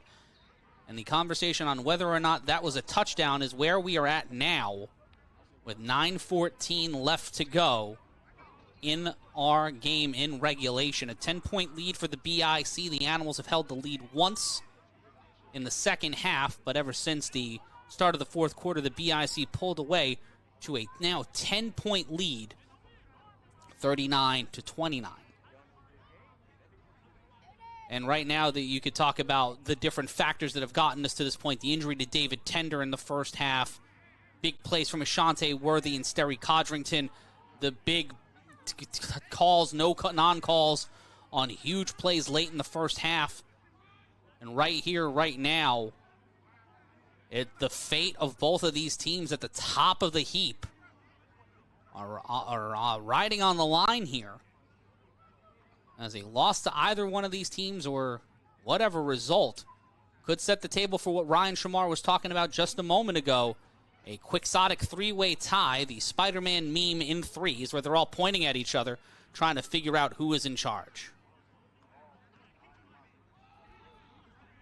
Yeah, I mean, at the same time, like this being for, like we said, the number 1 seed, the number 1 ranking probably in the whole country, this is a big 9 minutes and 14 seconds left. And I see both quarterbacks are out there on their respective sidelines, throwing, staying sharp, staying alert, staying fresh.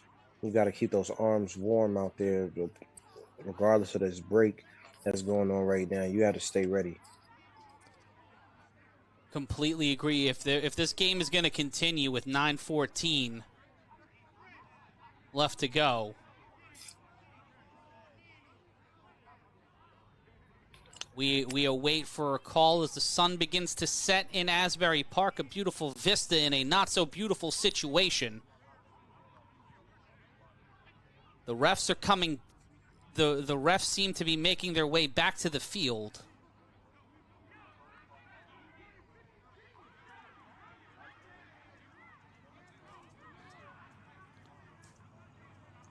And it seems like we'll have things back to in just a moment to where they need to be. And I feel like we may need to take a timeout in a second just to reset everything. But we will wait on word for what's next so we can keep everybody here informed of where we're going after a controversial call as we have traipsed 7 minutes into the top of the hour.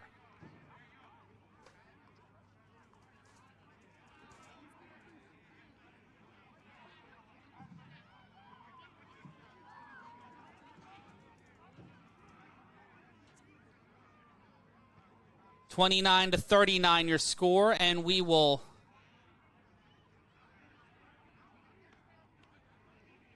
hopefully have an update for you in a moment. Sorry that we have nothing else to tell you, but we have been waiting for official word as the communication with the field has turned into just both sides trying to elaborate again and again.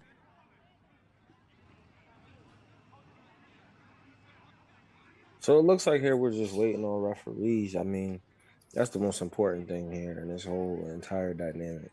Not really sure what's going on, but it looks like here they're trying to say that I guess that touchdown didn't count from Tender, so I'm not sure what's going on.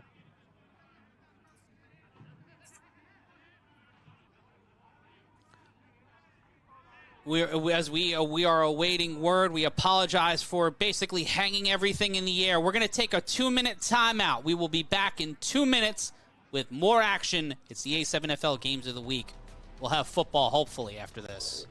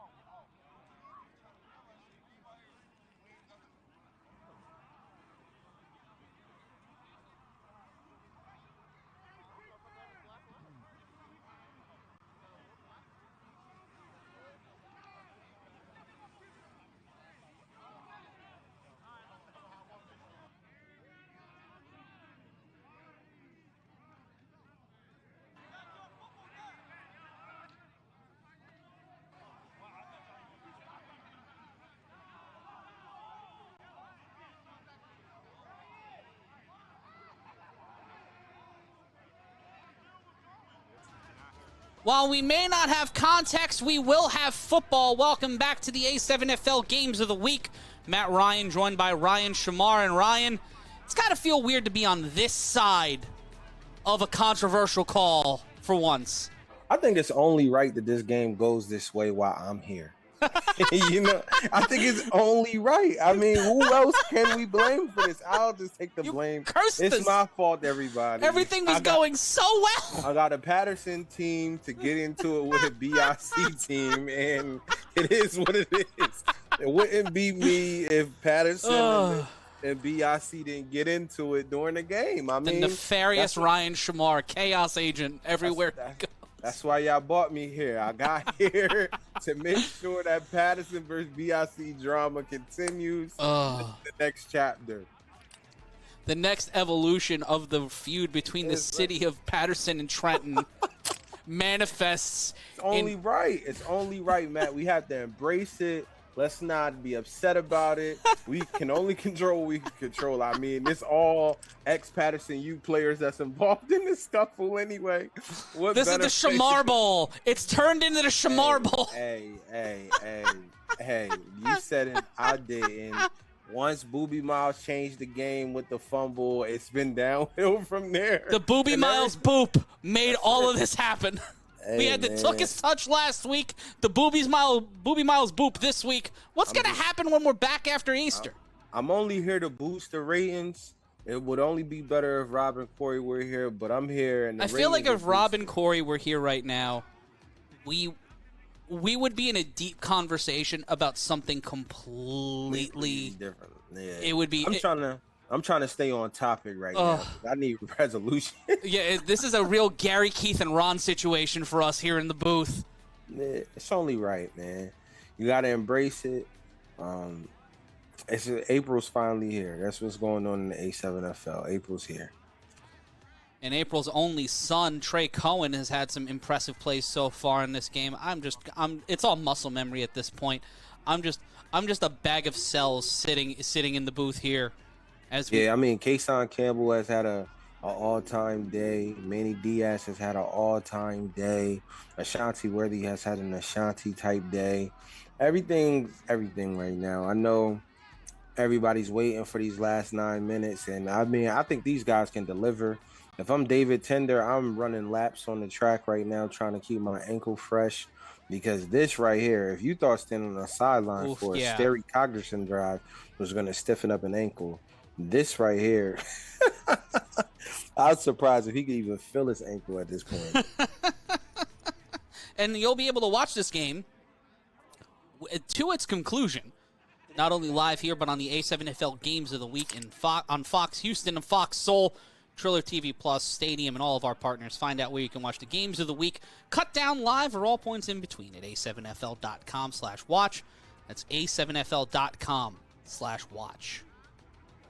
Matt Ryan joined alongside Ryan Shamar as football is seemingly set to begin soon. I see zebras. That's a good sign. There are referees back on the field. I see push-ups. I see things going on. Things are happening.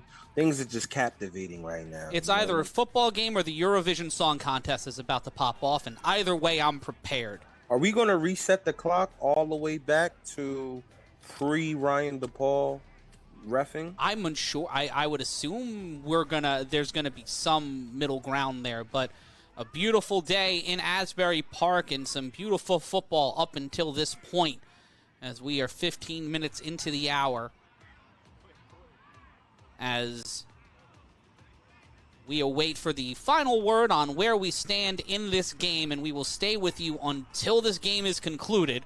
We want to thank all of our partners and all of you for sticking with us throughout what is admittedly confusing, weird, and moderately hilarious. But we are working with what we can do to make sure that we give you the best game possible and give you a conclusion. Because in any other situation, this game we might have to call it, but this is the biggest game of the year. This is a game where it's like, the fan man can't come in during Riddick Bowen, Evander Holyfield and ruin the fight for everybody. We can't let the fan man ruin the game. So we are doing what we can here to make sure that football actually gets played, and you guys spending your Sunday with us get a conclusion, get a winner, get a loser, get a final to this game. And it would be hilarious right now if my producer told me they were calling the game. He has not yet, so we are not that cursed yet. But I'm Matt Ryan, joined alongside Ryan Shamar, and I'm disassociating with you live on the A7FL Games of the Week. Earlier today, the Watchmen got a win over the Heathens. The Buzz fell to the Hawks as the Hawks make the playoffs. The U got a win over the Octane earlier this week.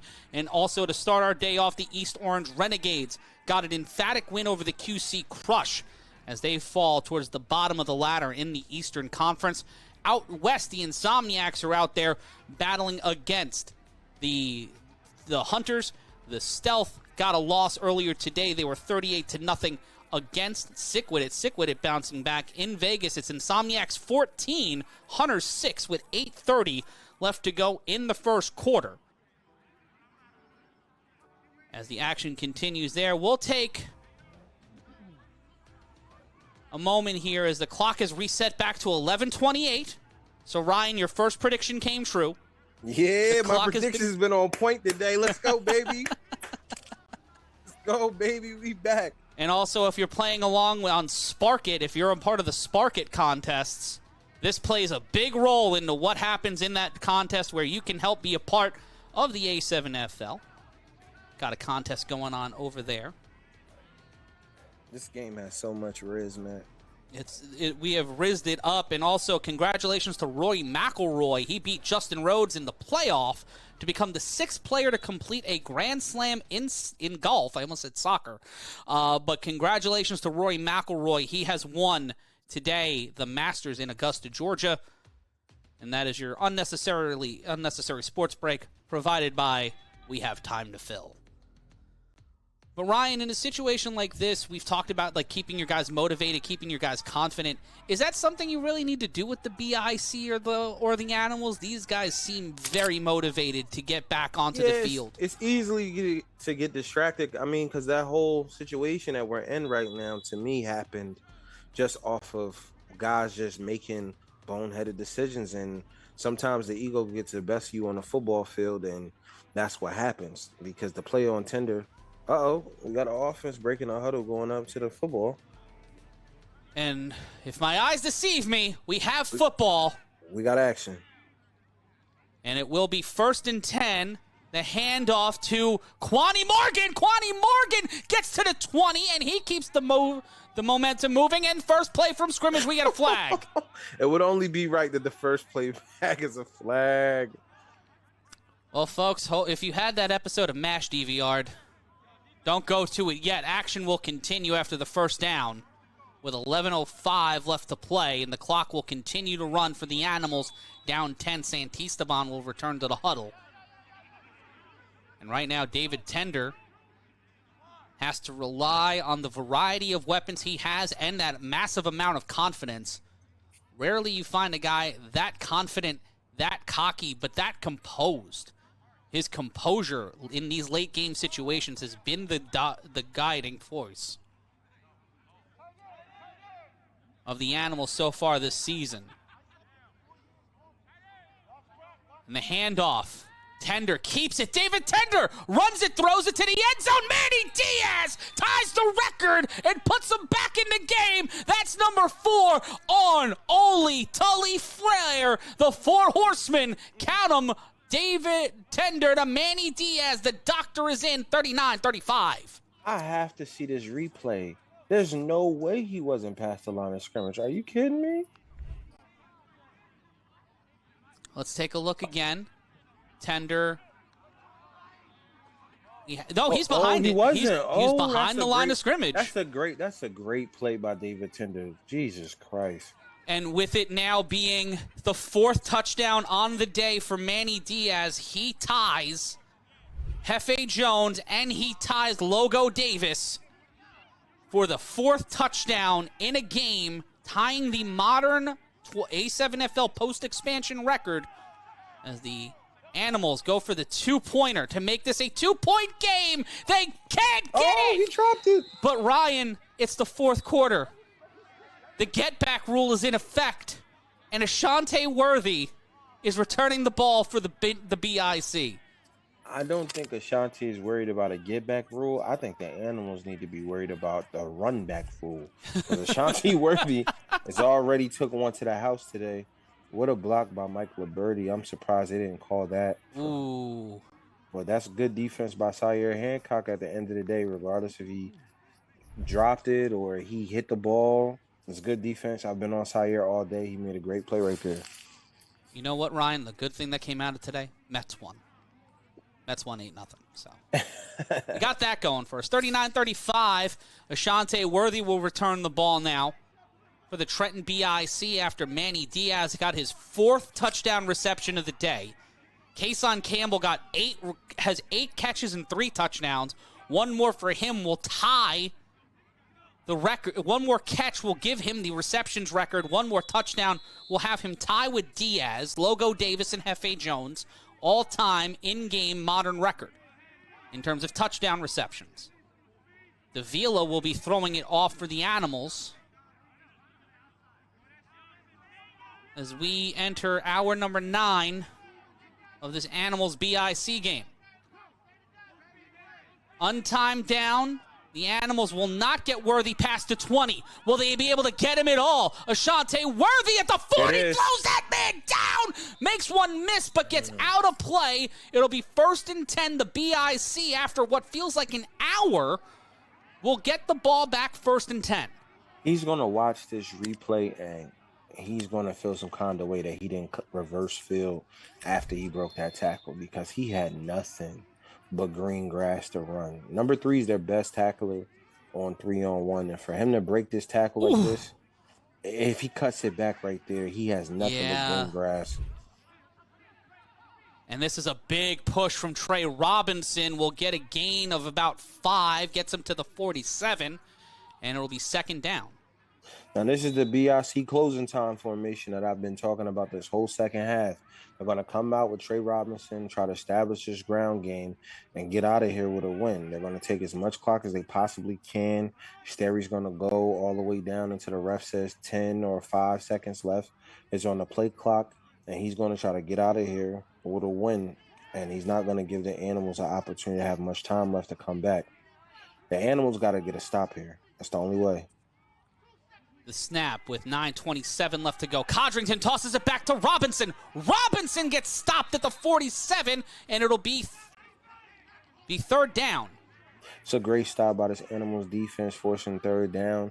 And now it makes BIC have a decision, because if they're able to get a stop here on 3rd down, then now you got BIC thinking about either going for it, which I'm sure they will, or punting. So now the Animals got to tell themselves, hey, we got 2 downs to stop them on 4 yards, because the chances of BIC punting this ball away to David Tender is slim to none, especially the way this offense has been moving all day today. The BIC will load up. Big line. Kason Campbell and Ashanti Worthy, your receivers, but they send Trey Robinson out. Watch for Codrington maybe to run here. The snap. Pressure. The throw.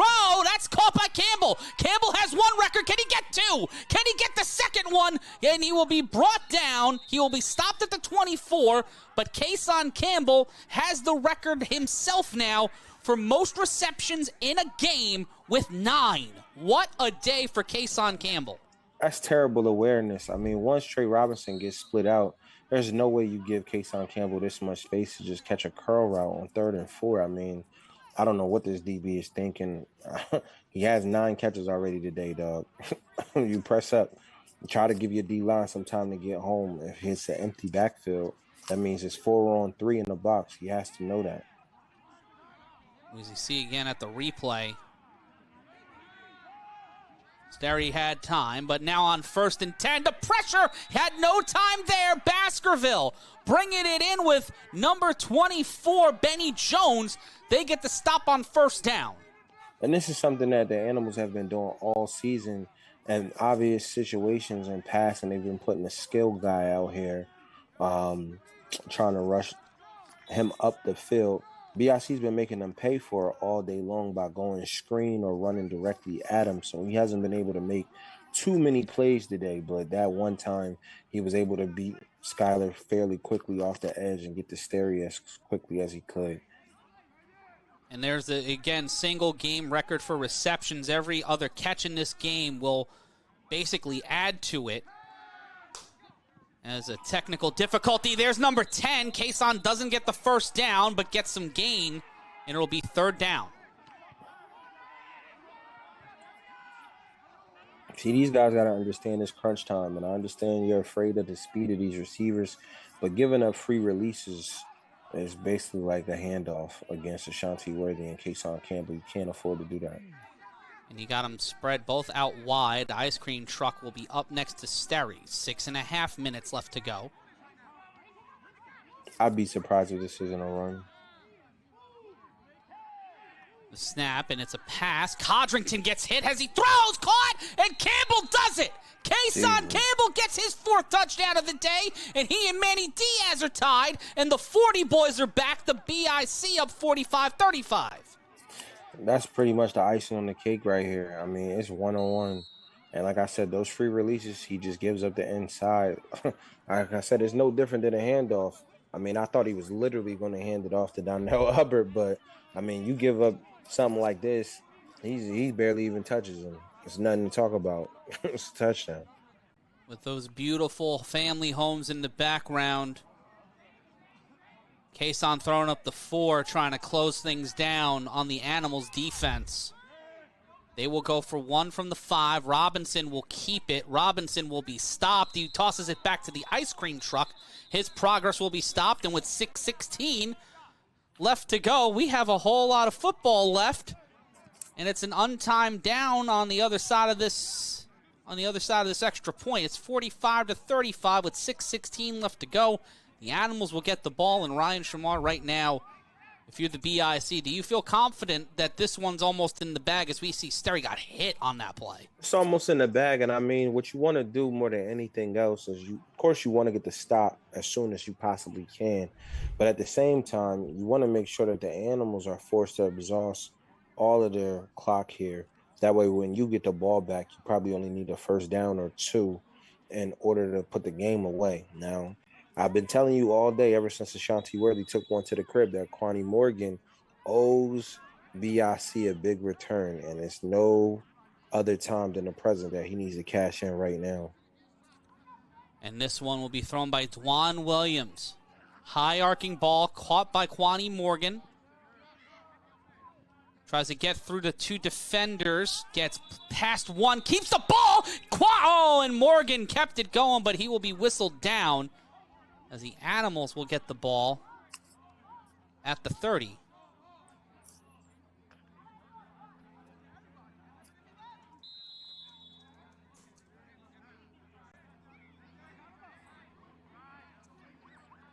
To 6:13, 45-35.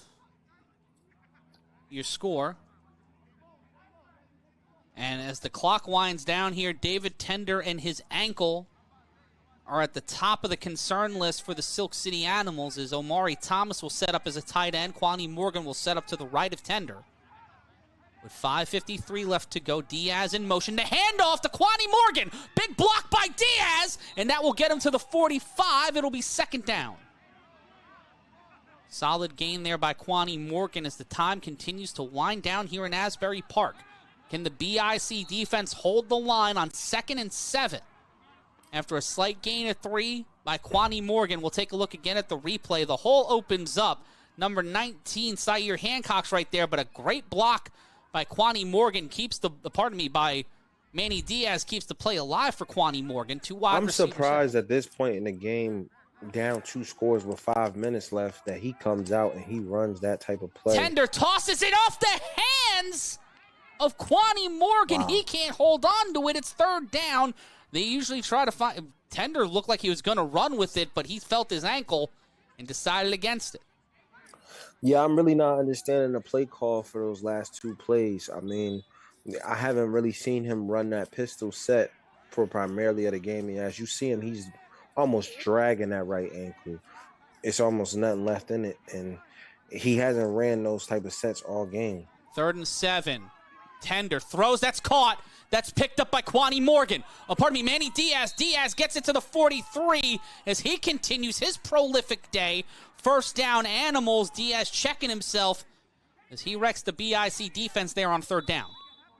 Yeah, I mean, that's the set that I expected on first and second down. I mean, you got to score pretty quickly here. You only got one timeout left. You have to leave yourself enough time here on the clock for your defense to try to get you a stop with the 2-minute warning. He has to score before 2 minutes. Tender throws it off the hands. He makes the catch. Wow, he keeps the ball. what a They catch. call him out. They call him out of play after he made the reception. Can I please get a replay? Amari Thomas might have the catch of the year right now. It looks like he hit it. Holding call. It looked like Holding he on the stabbed defense. it with his left hand and then caught it with his right hand. That got to be one of the best catches of the season. Can I please tell me somebody has a replay for that? I think we might have that coming up in a second, but right now let's take a look at the replay. Seems like the call is defensive holding. Watch this. Oh, what a catch by Omari Thomas. Oh, he's still up. What's going on? I think it was a holding call. I think Pause if necessary. But yeah, he looks like he was in bounds. I didn't see him go out. I mean, I can't see the hash from here. I need another angle on the hash, but. So with 3:54 left to go, seems like offensive holding was the call. That's phenomenal effort there. Great catch, great throw. Ooh. And he was in bounds. So that right foot, I don't know if that was in, but it looked in. It looked in, and he's up there. I don't understand.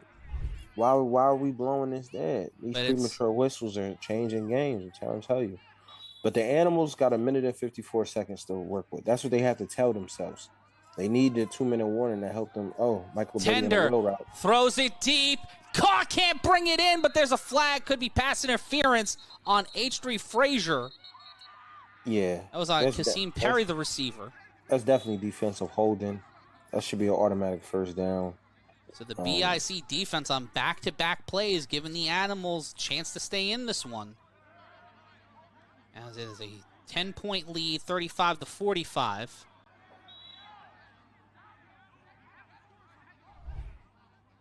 As we see the handoff, the play action. Tender with a decent amount of time, got hit as he threw.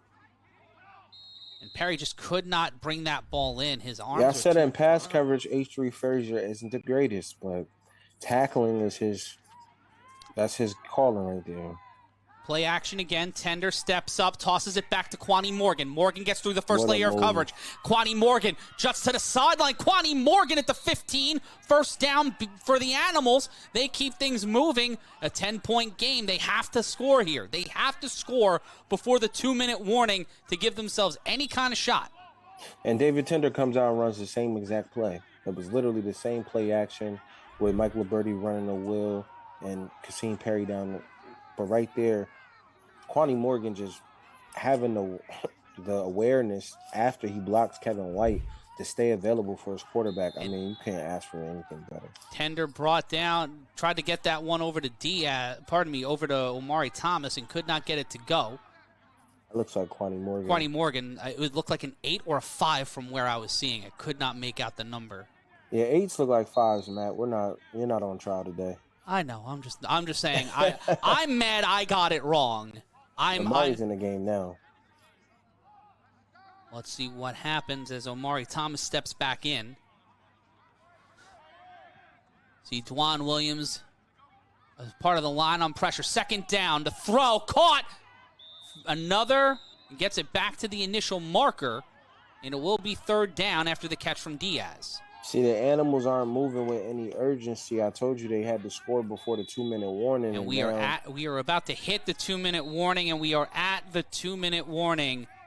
As with 2 minutes left to go, we will stay with you. The clock will stop, but we will not be going to break. We will continue to go with this game until it is over. We are with this game until it concludes.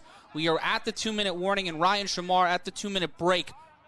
What are you looking at in I'm terms looking of at I'm looking at Richie Augusto. This is horrible clock management, not only from a play calling perspective, but he has to know that with one timeout in a 2 minute game, this game's over if they didn't score before the 2 minute warning, because now you're relying on getting the ball back on a get back rule, because all Sterry's going to need is one first down and this game's over. So this, and like I said, it comes with being familiar, being in these games, but he has to stay on a referee to know how much time is left on a clock now, because this game's over. It doesn't matter if they score here or they don't, because if they even get the ball, if they just fair catch the return and they literally get one first down or even get positive yardage, the Animals only have one timeout to stop the play. It's over. and at 2nd and 10, the 2-minute warning. This is the last stand. The Animals hand it off. That is to Kwani Morgan, and he cannot get past that defense. Dwan Williams on the tackle. Yeah, this is horrible clock management by Richie Augusto. If he's the one that's really calling the plays for the Silk City Animals, this is the worst job I've ever seen. Well, we'll see if the prognostication is correct. The throw, the end zone, open, caught, touchdown, Animals, and that is Omari Thomas making the play, making the catch from the tight end position, leaking out and making this one a lot closer, 39-45.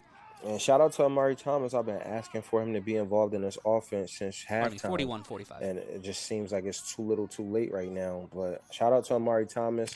Heck of a play, heck of a catch. I just don't understand right now. I feel like all of these distractions right now just threw the Animals off of their game. And that's what I was trying to tell you, Matt. When you asked me, hey, do you need to settle guys down like this? Yes, because the Silk City Animals have not been in these type of games before, with all of these hostilities, the scuffles, the referees not being on point like they need to. Yes, you need to get your mind right. And here we see the extra point. Excellent catch right there. What a play Manny? from Manny Diaz. Might have hurt himself in the biscuits there, but Diaz makes it 43-45. Might have hurt his foot coming down. What makes it a 2-point game with 92 seconds to go. And this is unfortunate because you draw back-to-back plays here that work perfectly, but your three previous plays eat up a minute 30, and it just, I don't understand why we're not taking shots at the end zone just like this one beforehand. Look at this catch. Amazing. He's been killing all day today.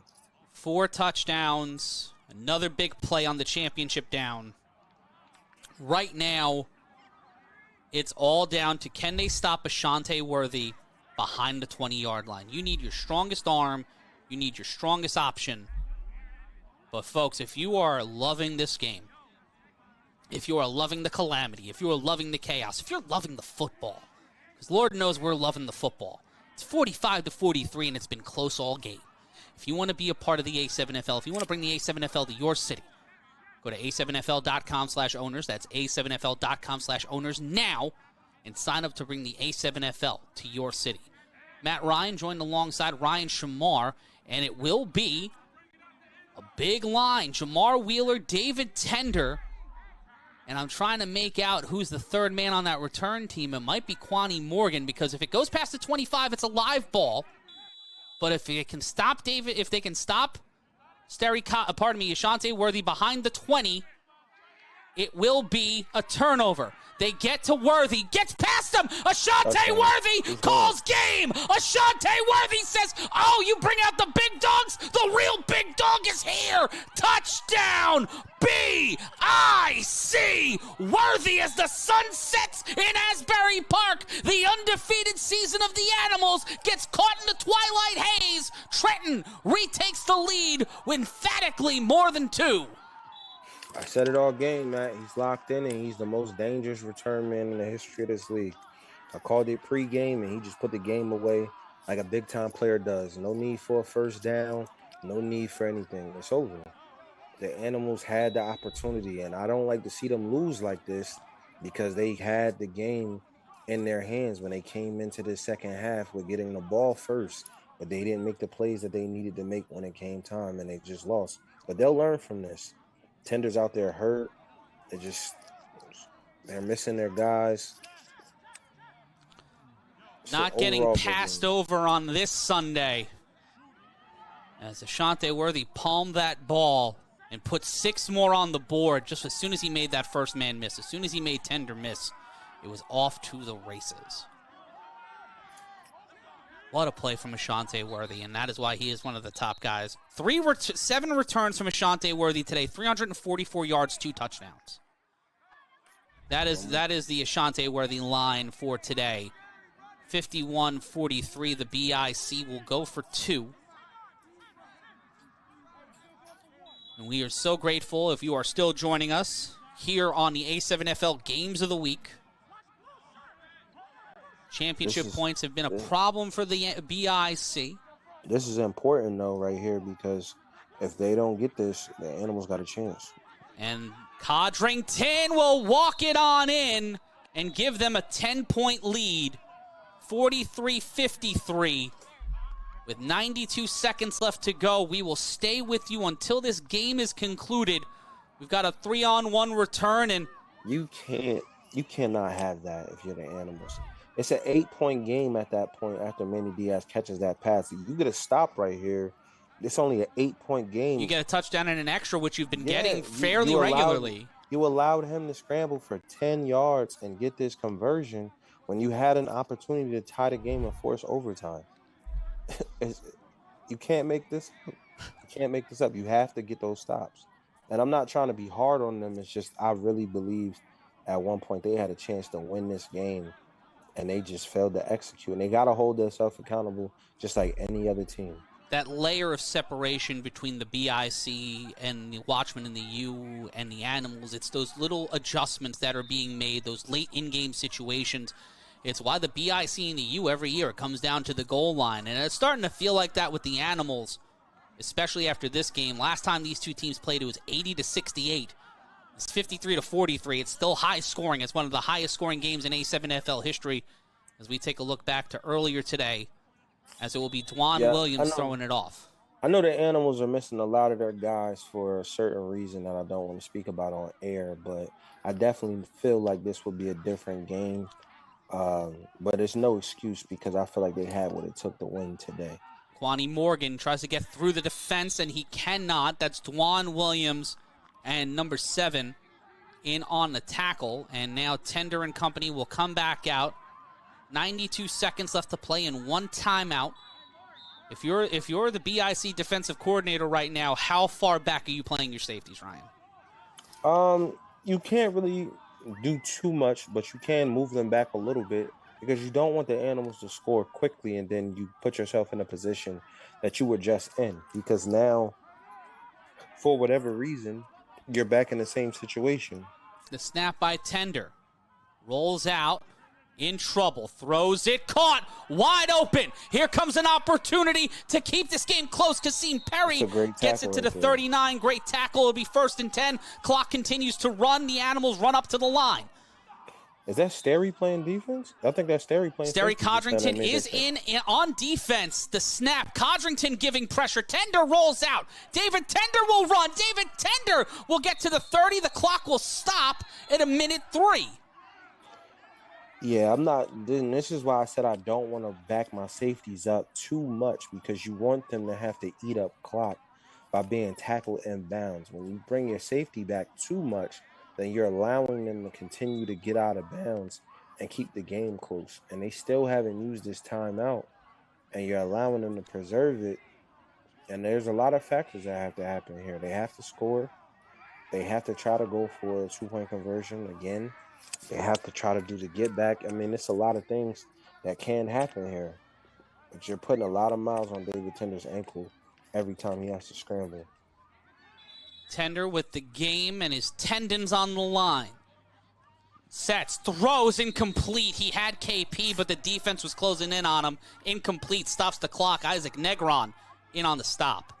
It's good pressure from Isaac. It looks like his arm got hit. Is Kenny Stansberry also out there on the defensive line? I thought I saw him for a second during closing time. With 43 to 53, under a minute to play, Omari Thomas back in. He's going to be checking in as a tight end. He was a big part of that last drive. He leaked out to get the score. He's dragging that ankle. I hate to see it like this, but he's a competitor.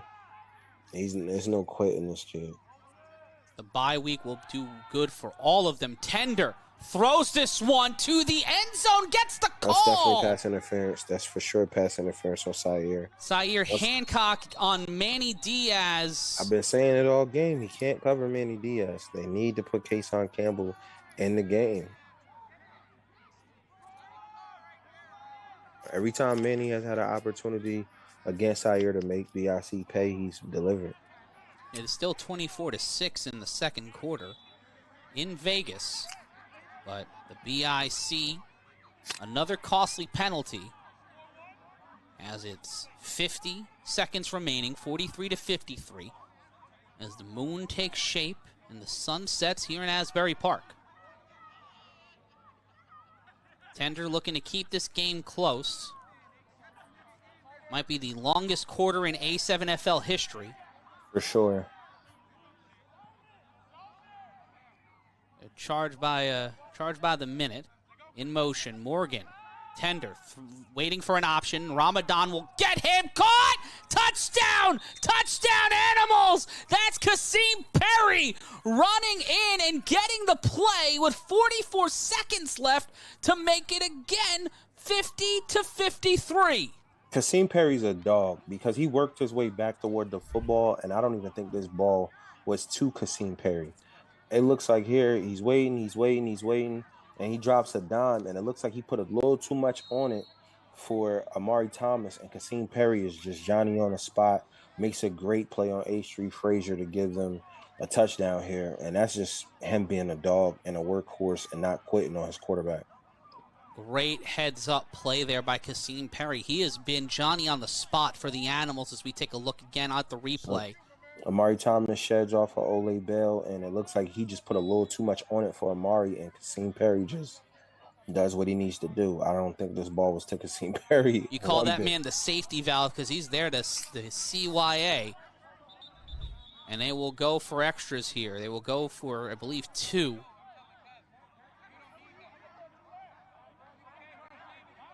$53-49 is your score.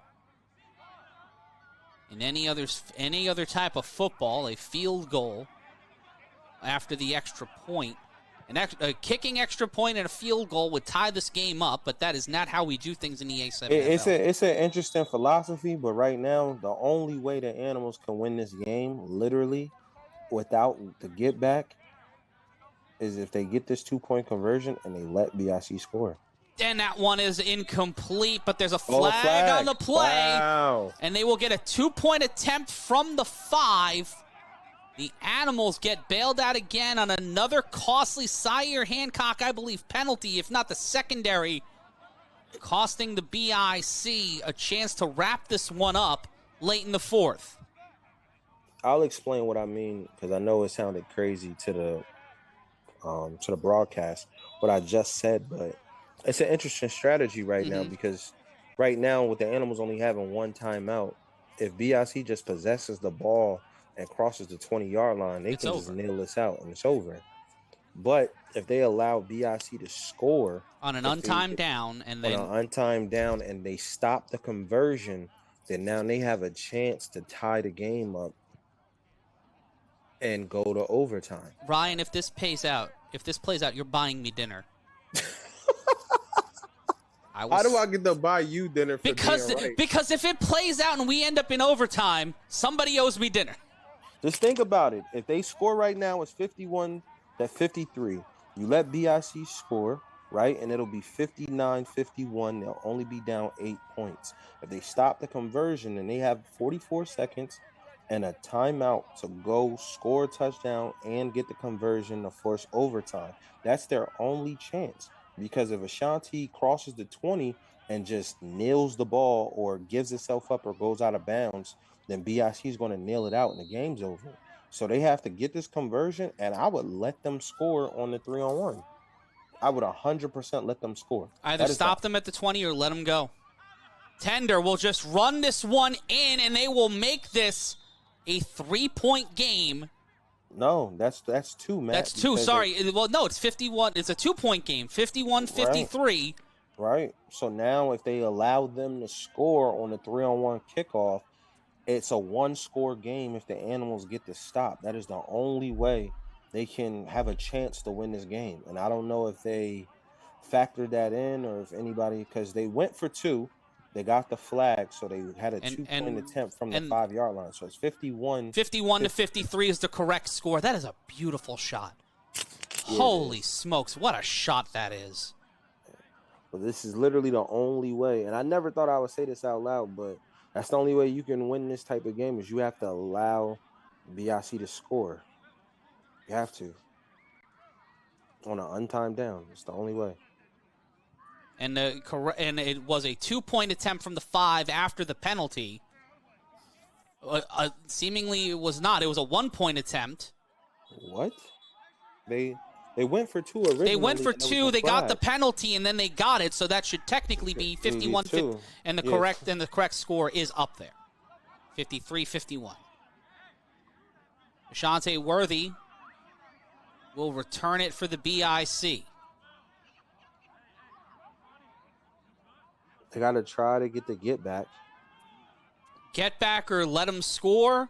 Or let him score. I mean, personally, I don't think you can stop him from getting to the 20 unless you do a high throw, which I don't think they have someone capable of doing that. They have David Tender, who will throw the ball. Are they kicking number 3 off the 3-on-1? He's the best tackler they have. They might be sending him out wide. I hope so. Game on the line, 53-51. He has to hope Ashanti drops this or something that he's got a there's got to be a bobble or like it's got to hit the 25, bounce, and then the Fates have it. Or it has to go past the 25, and you just can't let him return it past the 20. There's a lot of options here. A lot of things can play out. If he gets this ball at the 15, I think they all should just fall down. Just run down and they just start doing their taxes. Yeah, just fall out.